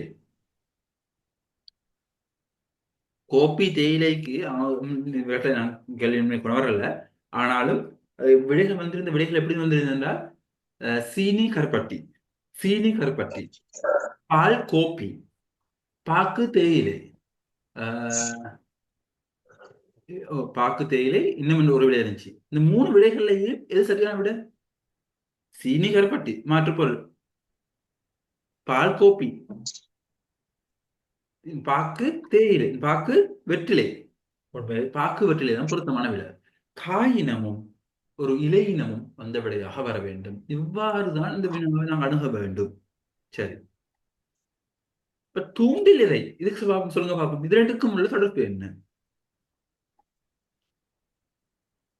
இங்க தொடர்பு பார்க்கலாது. இந்த கேள்வியில கோப்பிக்கும் தேயிலைக்கும் இடையிலான என்ன தொடர்பு அது இருக்குது பார்க்கலாம், தவிர கோப்பியையும் தேயிலையும் இணைச்சு பார்க்க முடியாது. இப்ப இங்க தூண்டிலும் இறையும் என்ன சம்பந்தம்? அங்க மாதிரின்னு சொல்ல இயலாது. இது ஒரு கருவி சாப்பாடுன்னு சொல்ல இயலாது. என்ன செய்யலாம்? இரையை பிடிக்க தூண்டில் பயன்படுத்தும். Very good. அதாவது நீங்க பார்க்கணும் எப்படின்னு சொன்னால், நான் சொன்ன மாதிரி நடைமுறையோட யோசிச்சு பாருங்க. என்னத்த தூண்டில் ஒரு வேலை நடக்கணும், மீன் பிடிக்கணும், அதுக்கு என்ன தேவை? தூண்டில் தேவை, அதுக்கு இரையும் தேவை. அது மாதிரி முத்தகைய முதல் சொற்கள் தரப்பட்டு அவற்றை ஒத்த உறவு கீழே தரப்பட்டிருக்கும். இவ்வுறவுகளை நோக்குவோம். இது தரப்பட்ட விடைகள்: பந்து துடுப்பு, விளையாட்டு வேடிக்கை, விளையாட்டரங்கு ஆசனம், இளவேனில் சுவாத்தியம். சுவாத்தியம் என்பது என்ன சொல்றது? இந்த ரெஸ்ட் ஆகிக்கும் அது மாதிரி.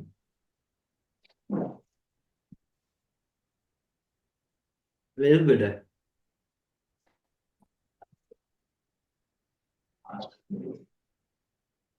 முதலாவது வெரி குட்.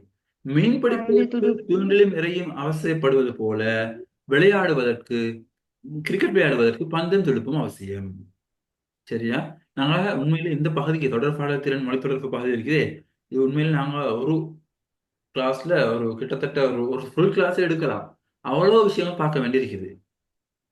தூண்டில் இறை, மீன்பிடிக்க தூண்டிலும் இறையும் அவசியப்படுகின்றது. அதுபோல விளையாட பந்தும் துடுப்பும் அவசியம். அது நாங்கள் சம்பந்தமா பார்ப்போம். சரியா? உதாரணமாக ஒரு எண் தொடர் தரப்படுகின்ற போது, எண் தொடர் தரப்படுகின்ற போது எவ்வாறு செய்வது? எங்களுக்கு ஒவ்வொரு கேள்வி ஒவ்வொரு மெத்தடில் ஆரம்பிச்சு கொள்ளலாம். ஒரு எண் தொடர் தரப்பட்டால் முதலாவது நீங்க பார்க்க வேண்டியது தரப்பட்ட எண் தொடர் ஏறு வரிசையில் இருக்கிறதா அல்லது இறங்கு வரிசையில் இருக்கிறதா என்பதை மட்டும் பார்க்கவும். ஏறு வரிசையில் இருக்கின்றதா அல்லது இறங்கு வரிசையில் இருக்கின்றதா என்பதை மட்டும் பார்க்கவும். இது ஏறு வரிசையில போகுதா இறங்கு வரிசையில போகுதா? ஏறு வரிசையில போறேன்னு சொன்னா கூடிக்கொண்டு போகணும், இறங்கு வரிசையில போறேன்னா குறைஞ்சு கொண்டு போகணும்.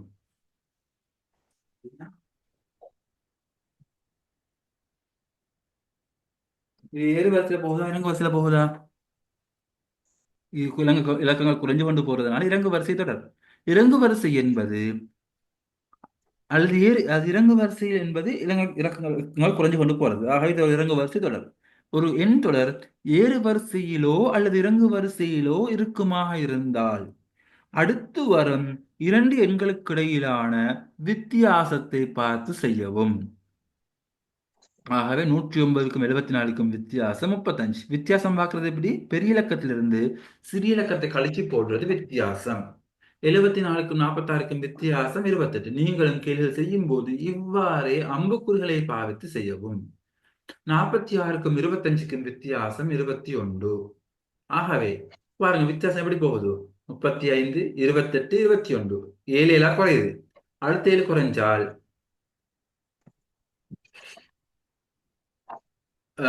21 7 போனா 14. ஆகவே எப்படி செய்யறது? இப்ப நாங்க எப்படி பார்த்தோம்? வித்தியாசத்தை பார்க்கிறோம். 7 7 குறையுது. ஆகவே 21 7 போனால் 14. ஆகவே விடை காண்பது எப்படி? இறுதி இலக்கத்திலிருந்து இந்த வித்தியாசத்தை கழிக்க வேண்டும். ஏன் கழிக்க வேண்டும்? இறங்கு வரிசை தொடர் என்பதனால. 25ல 14 போனால் 11. அடுத்த வித்தியாசம் என்ன சொல்லுங்க பாப்போம்.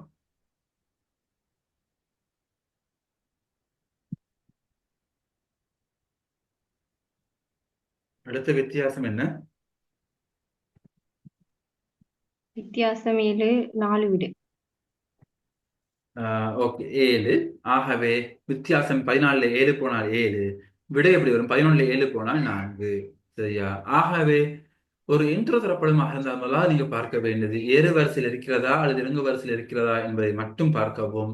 அது இல்லாமல் ஏறு வரிசையில் இறங்கு வரிசையில் இருக்குமாக இருந்தால் இவ்வாறு செய்யறது. அது இல்லாமல் கூட்டலாக, கழித்தலாக, பெருக்கலாக, பிரித்தலாக, வர்க்கமூலமாக இருக்குதுன்னு சொல்லிட்டு பார்க்க வேண்டாம். ஏன்னா ஒவ்வொரு கேள்விக்கும் ஒவ்வொரு மெத்தட் ஞாபகம் வச்சுக்கொள்ள இயலாது. ஆக மொத்தமாக ஒரு 60 நுட்பங்களை படிச்சோம்னா 60 நுட்பங்கள் ஞாபகம் வச்சுக்கொண்டா போதும். ஆகவே அப்படிதான் நாங்க சிலபஸை தொகுத்திருக்கிறோம். ஆகவே நீங்க இந்த அடிப்படையில செய்யுங்க. இப்ப ஏறு வரிசை இறங்கு வரிசை அற்ற தொடராக இருந்தால் எவ்வாறு செய்யறதுங்கிறது நாங்க கிளாஸ்ல பார்ப்போம். ஆகவே இந்த அடிப்படையில நாங்க 60 நுட்பங்கள் தொகுத்திருக்கிறோம். ஒரு சில நுட்பங்கள் நான் கொண்டு வந்திருக்கிறேன், பட் இன்னைக்கு நான் செய்யல அதை. சரி, உங்களோட இன்னும் சில டவுட்ஸ் கேட்டிருந்தீங்க. ஓகே, இந்த கேள்வி மட்டும் பார்த்துட்டு போமே. சரி, இந்த கேள்வி நீங்க கொஞ்சம் ட்ரை பண்ணுங்களேன். இந்த 28 29 தொடங்க கேள்வியை கொஞ்சம் ட்ரை பண்ணுங்க. நான் அந்த கேள்வியை செஞ்சு காட்டுறேன். நுட்ப முறையை செஞ்சு காட்டுறேன். 2 கேள்வி 2 நிமிஷம். சரி, நான் உங்களுக்கு இந்த கேள்விக்கு ஒரு 4 நிமிடங்கள் தாரேன். சரியா? 4 நிமிடங்கள் தாரேன். செய்யுங்க. இப்ப 8:48 8:52 டைம் தாரேன்.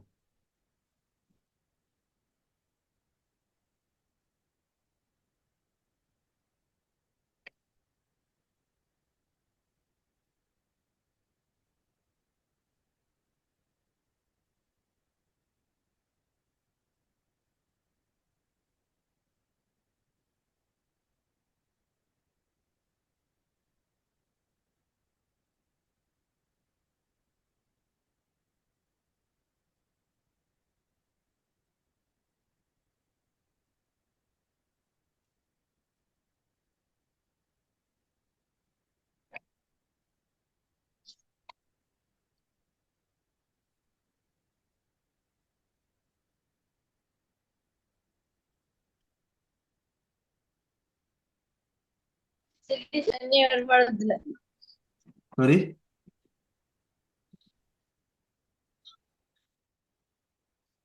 செய்யக்கூடியதாக இருக்குதா? 28க்கு 3வது வீடியோ சார். சரி, பாப்போம். விடை பாப்போம்.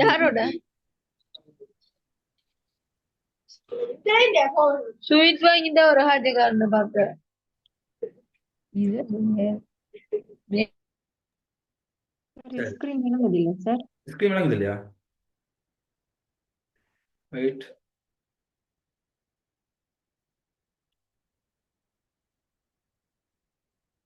இப்ப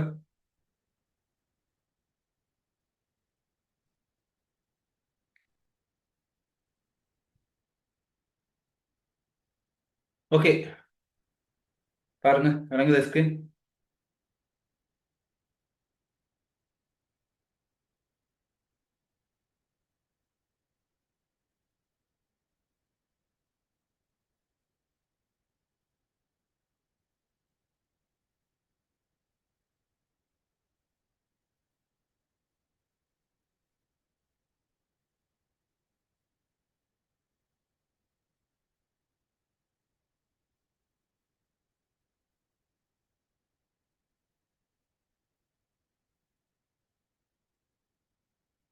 ஓகே, நான் பார்ப்போம் இந்த கேள்வி எப்படி செய்யறேன்.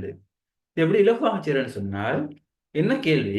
அனுர, பானு, காசிம், டேவிட்ங்கிற 4 பிள்ளைகள் இருக்கிறாங்களாம். ஒரு வீட்டிட முன்புறத்தில் உள்ள வீட்டு தோட்டத்தில் ரப்பர் பந்தொன்றை கொண்டு விளையாடி கொண்டிருக்கிறாங்க. 4 பேரும் ஒரு வீட்டுக்கு முன்னாடி விளையாடி கொண்டிருக்கிறாங்க. ஒரு பிள்ளை கவனமின்றி எறிந்து பந்து வீட்டின் ஜன்னலில் பட்டதால் கண்ணாடி உடைந்து விட்டது. ஜன்னல் கண்ணாடி உடைத்தவர் யார் என்பது குறித்து அந்த பிள்ளைகள் விசாரிக்கிறாங்க, யாரோட சொல்லிட்டு. அப்ப 4 பேரும் 4 விதமா சொல்றாங்க. பிறந்து பார்ப்போம் யாரு சொன்னது உண்மை, யாரு சொன்னது பொய். எப்படி செய்யணும் இப்படி ஒரு கேள்வி வந்தால்? நீங்க இப்படி ஒரு கோட்டை போட்டு இந்த 4 பேரும் எழுதுங்க. அப்படி அனுர, பானு, காசின் தரப்பட்டவங்க எழுதி கொள்ளுங்க. எழுதி போட்டு மேலால இப்படி ஒரு கோட்டை வரைஞ்சி, சாரி, இந்த இப்படி 4 பேரும் எழுதி போட்டு அவங்க என்ன சொல்றாங்க எழுதிக்கோங்க. அனுர என்ன சொல்றாரு? அனுர என்ன சொன்ன? அதை உடைத்தவரு பானுன்னு சொல்றாரு. பானு என்ன சொன்ன? அனுர சொல்வது பொய். அனுர என்ன சொன்னது? பானு தான் உடைச்சுட்டு. பானு சொல்றாரு பானு உடைக்கவில்லை, பானு உடைக்கவில்லை. காசிம் சொல்றாரு அதை உடைத்தவர் அனுர. காசிம் சொல்றாரு அதை உடைத்தவர் அனுர. டேவிட் சொல்றாரு நான் அதை உடைக்கல, டேவிட் இல்லை சொல்றாங்க.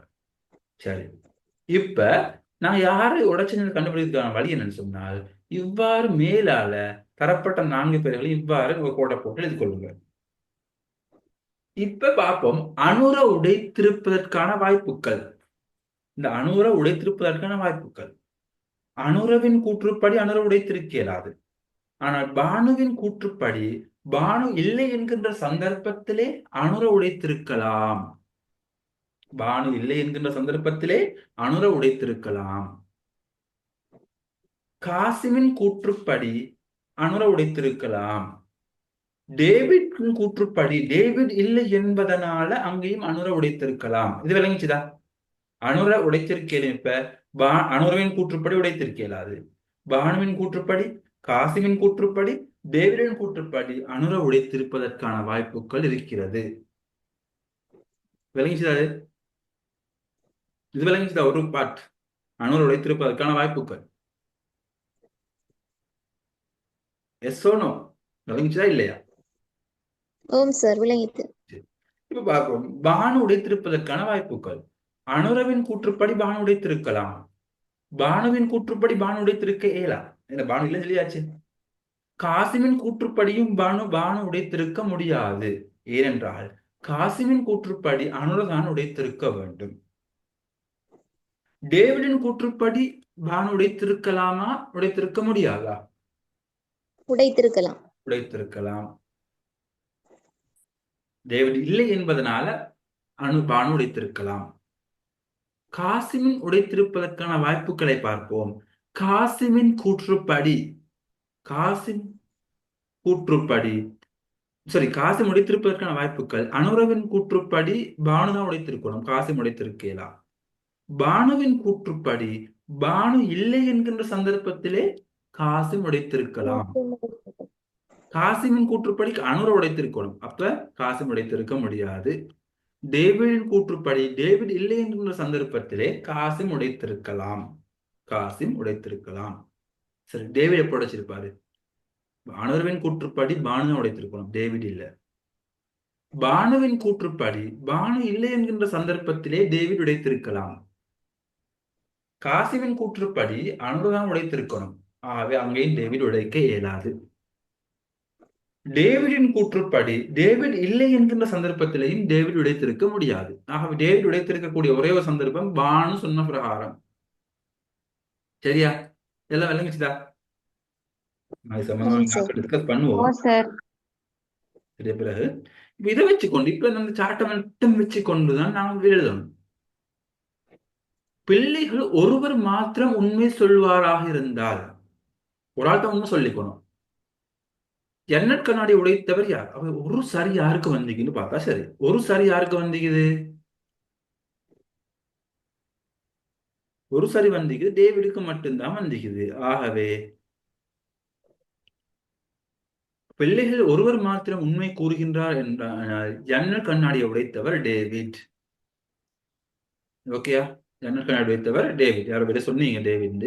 சரி, இதான் முறை கண்டுபிடிக்கிறதுக்கு. அப்புறம் சரியாக 2 பிள்ளைகள் உண்மையை கூறுகின்றனர் எனில் 2 சார் திருப்பி சொல்லுங்க சார் அத இல்லையா? டேவிடே அப்ப அதாவது ஒருவர் மாத்திரம் உண்மை சொல்லியிருந்தன்னு சொன்னா நீங்க விலை கொள்ளணும். யாருக்கு ஒரு சரி வந்திக்குது?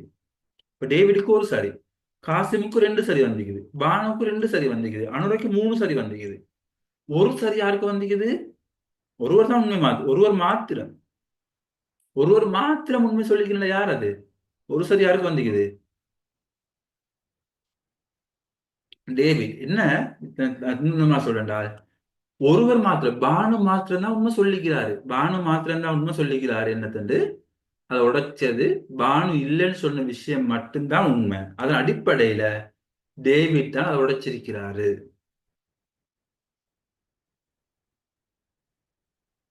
ஒருவர் மாத்திரம் உண்மை கூறுகின்றார் என்றால் நீங்க எப்படி லேசனா வச்சுக்கொள்ளுங்க. இவ்வளவு சிக்கலா யோசிக்க வேணாம். ஒருவர் மாத்திரம்டா ஒரு சரி யாருக்கு வந்ததுன்னு பாருங்க. மேலிருந்து கீழாக பாருங்க. ஒரு சரி யாருக்கு வந்திக்குது? டேவிடுக்கு. ஆகவே உடைத்தவர் டேவிட். ஓகேயா?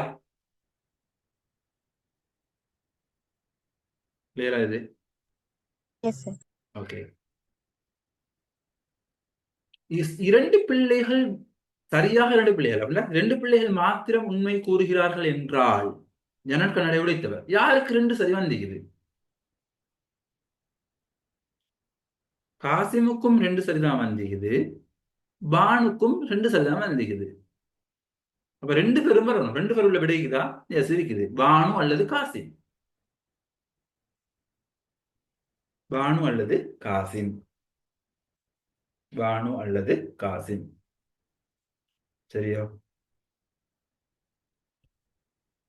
ஆகவே இது சம்பந்தமாக இது தகவல் ஒழுங்கமைப்புல புதிதாக வந்த வினாக்கள். இது உண்மையிலே எந்த எக்ஸாமுக்கு வந்து தெரியுமா? இது பொது சாதாரண பரீட்சை A-level எக்ஸாமுக்கு வந்த ஒரு வினா. ஏன் இன்னும் இந்த விஷயம் நினைக்கொள்ளணும். ஐக்யூ பேப்பரை பொறுத்த வரையில இன்றைக்கு காலையில யாரோ ஒரு ஆள் கால் பண்ணாரு, பாஸ் பேப்பர் எடுக்கலுமா?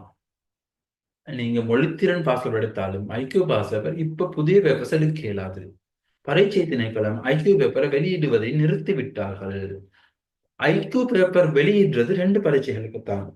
ஒன்று பொது சாதாரண பரீட்சை, 2வது law entrance exam. Law entrance exam இப்ப திரும்ப லோ காலேஜ் தான் நடத்துது. அதனால லோ பரீட்சை திணைக்களத்துடைய பேட்டர்னை கண்டுபிடிச்சிக்கொள்ள கஷ்டம். பரீட்சை திணைக்களம் எந்த பேட்டர்ல போறேன்னு கண்டுபிடிப்பதற்கான ஒரே வழி இந்த 2 பேப்பரையும் பார்க்க. லோ என்ட்ரன்ஸ் பேப்பர் இருக்குமா இருந்தா அது, அடுத்தது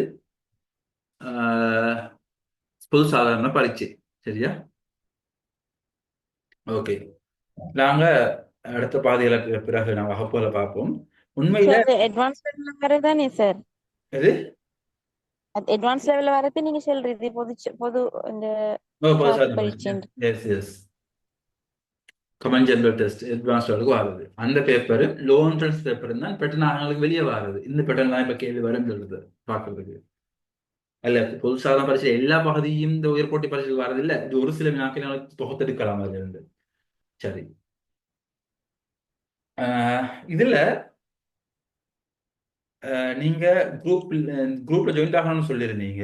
குரூப்ல ஜாயின்ட் ஆகணும் என்றவங்க, இது வரைக்கும் குரூப்ல ஜாயின்ட் ஆகாதவங்க ஜாயின்ட் ஆகணும்னு சொன்னால் இந்த நம்பருக்கு வாட்ஸ்அப்ல ஒரு மெசேஜ் போடுங்க. வாட்ஸ்அப் மூலமாக ஒரு மெசேஜ் போடுங்க.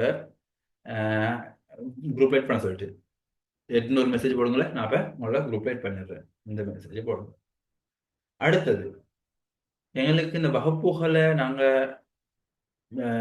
செய்வதற்கு உண்மையிலே எங்களுக்கு இதுல அஹ், எப்படி செய்யறது? நாங்க பழையவங்களுக்கு திரும்ப ஆரம்பத்திலிருந்து படிக்கணுமா, முந்தைய ஆரம்ப அதாவது ஏற்கனவே அப்ளை பண்ணவங்களுக்கு, அல்லது அவங்களுக்கு பேப்பர்ஸ் மட்டும் செஞ்சா போதுமா, ஏற்கனவே எங்களோட வகுப்புகள் வந்தவங்க இருக்கிறாங்களா விஷயம் எங்களுக்கு கொஞ்சம் தேவை.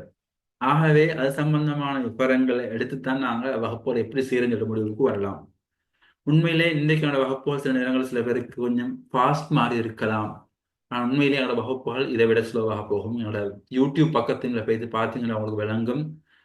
நாங்க எப்படி வகுப்புகளை கொண்டு போறோம்னா, இல்லை எல்லா வீடியோஸும் இல்லை, ஒரு சில வீடியோஸ் இருக்குது.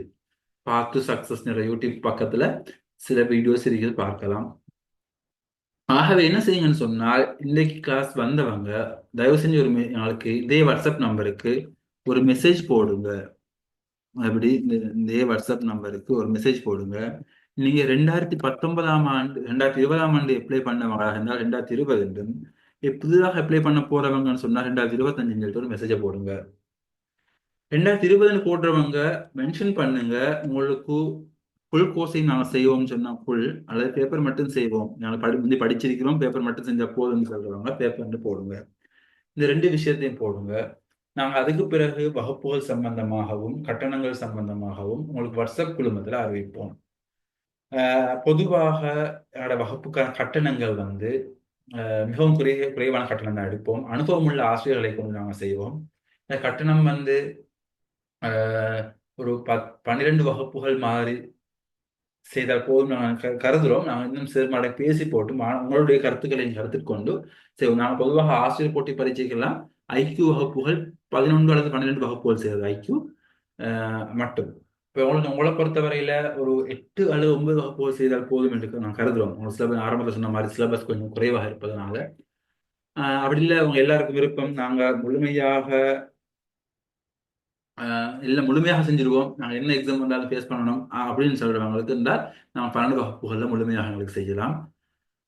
ஸோ அதை அவங்களோட பேசிட்டு நாங்கள் ஆசிரியர்களோடையும் பேசிட்டு மாணவர்களுடைய கருத்துக்களையும் கொண்டு டிசைட் பண்ணுவோம். பொதுவாக எங்களோட வகுப்பொண்டுக்கு கட்டணமாக ஒரு 2 வகுப்பு கட்டணமாக 250 ரூபாய் முதல் 300 ரூபாய் வரை, ஒரு 300 ரூபாய் மாதிரி அல்லது 250 ரூபாய் மாதிரி ஒரு வகுப்புக்கு வரும். நாங்கள் சம்பந்தமாக பேசிட்டு மாணவர்கள் எண்ணிக்கையும் கருத்தில் கொண்டு செய்வோம்.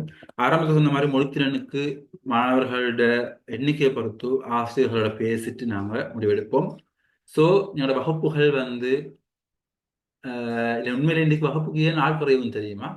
தமிழ் மொழி மூலமாக எங்களுக்கு ஆரம்பத்திலேயே நாங்கள் எதிர்பார்த்ததுதான். தமிழ் மொழி மூலமான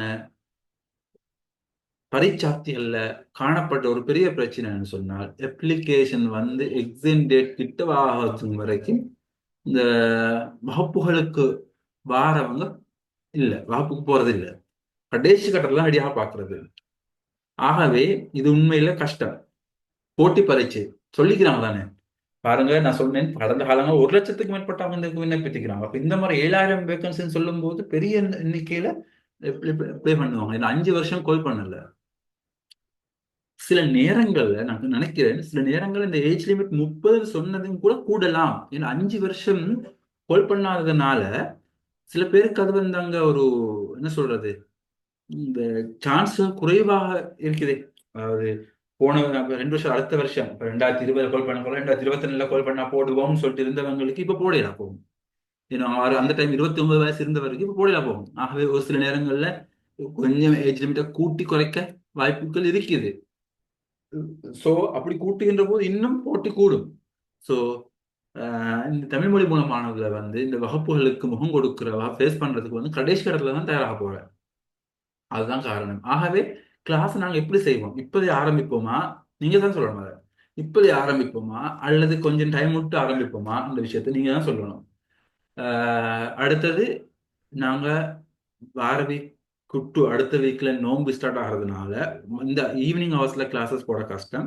அப்படின்னு சொன்ன நோன்பு காலங்கள்ல மார்ச் மாதத்துல வகுப்புகள் நாங்கள் ஆரம்பிச்ச நல்ல கருதுறோம். அப்படி செய்வோமாக இருந்தால் சனி ஞாயிற்றுக்கிழமைகள்ல காலை நேரத்துல வகுப்புகளை நாங்கள் போடுவதற்கு யோசிப்போம். சரியா? சனி ஞாயிறு கிழமைகளில் காலை நேரங்களில் வகுப்புல போடுறதுக்கு போடுவோம். இப்போ ஸ்டார்ட் பண்ணுங்க சார். ஓகே, நல்லா இன்ஷா அல்லாஹ் நாங்கள் யோசிப்போம். இப்போ ஸ்டார்ட் பண்ணதான் நாங்கள் பார்க்குறோம்.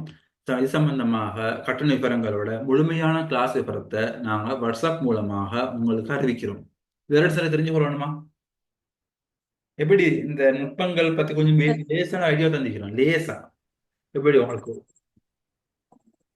சார் எஸ், சொல்லுங்க. சார் இப்ப சதன்ல டீச்சிங் கால் பண்ணிக்கிறேன்.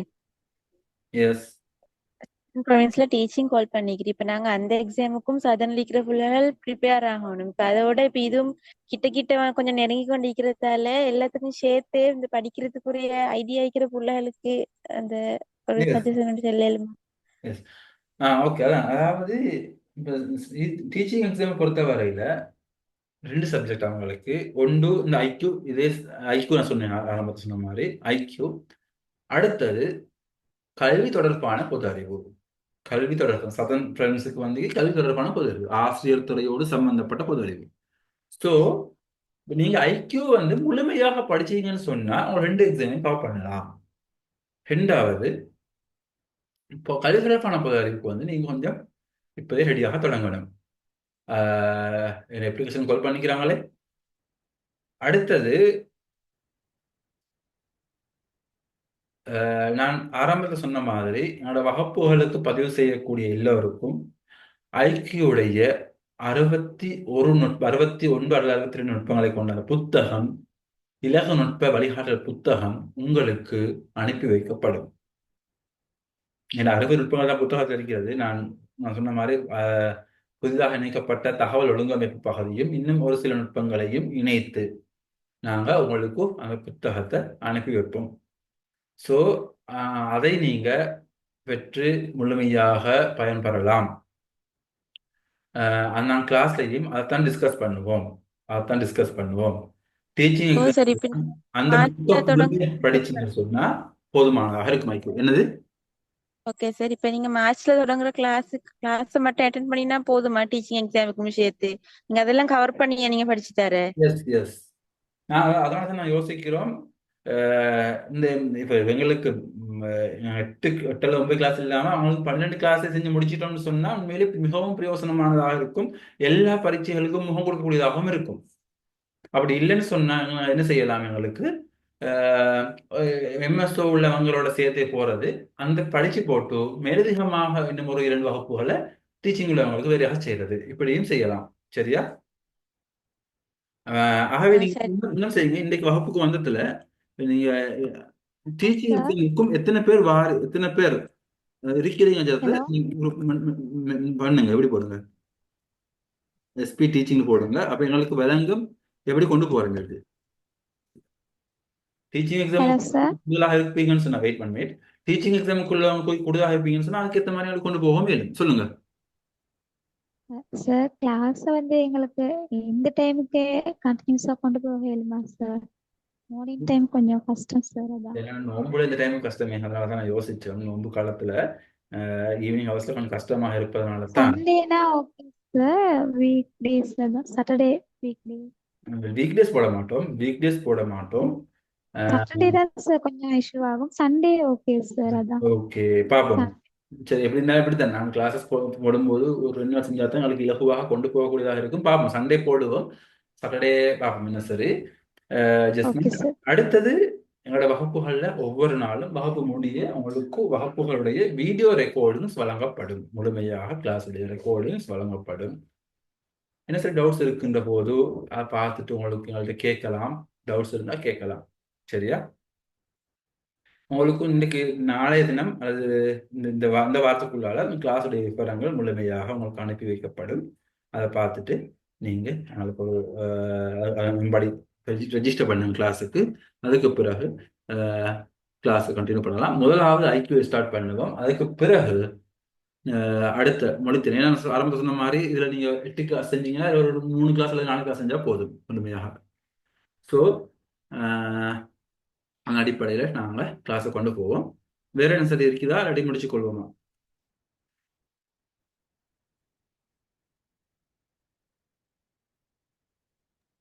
சார் வாட்ஸ்அப் பண்ணக்குள்ள அந்த சதர்ன் ப்ராவின்ஸ் டீச்சிங் டைப் பண்ணி அனுப்பினா சரியா சார்? சரியோ? Okay sir, thank you. சரி, அப்ப நாங்கள் இதோட முடிச்சுக்கொள்வோம். என்ன சார், இறுக்கமாக இருந்தால் தனிப்பட்ட ரீதியில வாட்ஸ்அப் மூலமாக மெசேஜ் பண்ணுங்க. வாட்ஸ்அப்ல வாய்ஸ் மெசேஜோ அல்லது டெக்ஸ்ட் மெசேஜோ போட்டு வைங்க, நாங்கள் உங்களுக்கு ரிப்ளை பண்ணுவோம். பரீட்சைகள் கிட்ட ஆகிற சந்தர்ப்பத்தில் உங்களுக்கு இந்த ஐக்கியோடு சம்பந்தப்பட்ட வினாக்களாக இருந்தாலும் எங்களுக்கு வாட்ஸ்அப் பண்ணுவதன் மூலமாக உங்களுக்கு நாங்கள் அதுக்குரிய விடைகளை விளக்கங்களை வாட்ஸ்அப் மூலமாகவும் தருவதற்கு இருக்கிறோம். சரி, ஆகவே இன்றைய தினம் இந்த வகுப்புகளை முடிச்சுக்கொள்வோம். இந்த பரீட்சைகளுக்கு தோற்றக்கூடிய, அதாவது இந்த எம்எஸ்ஓ மட்டுமல்ல, சதர்ன் ப்ரொவின்ஸுடைய டீச்சிங்க்கும் தோற்றம் இருக்கக்கூடிய உங்களுடைய நண்பர்களுக்கும் அறிவிங்க இந்த வகுப்பு சம்பந்தமாக. நாங்கள் சதர்ன் ப்ரொவின்ஸ் உள்ளவங்களும் அவங்களுக்கும் வேற குரூப் ஒன்று இருக்குது, அவங்களும் இந்த குரூப்ல இனிமேட்டு ஆகாட்டி அந்த குரூப்ல அவங்களையும் எட் பண்ண சொல்லுங்க. அதுக்காக இந்த நம்பருக்கு வாட்ஸ்அப் மூலமாக மெசேஜ் போட சொல்லுங்க, நான் வந்து அவங்கள அந்த குரூப்ல எட் பண்ணுவோம். ஆகவே அந்த அடுத்த வகுப்புல சந்திப்போம் இன்ஷா அல்லாஹ். மார்ச்ல எங்களோட வகுப்புகள் ஸ்டார்ட் ஆகும். மார்ச் ஃபர்ஸ்ட் வீக்ல இருந்து ஸ்டார்ட் பண்றதுக்கு இருக்கிறோம். ஓகே, ஸோ ஜஸாக்கல்லாஹ். வரக்குள்ளா. ஓகே, அப்போ இதோட கிளாஸ் முடிச்சுக்கொள்வோம். அடுத்த வகுப்புல சந்திப்போம். தேங்க்யூ.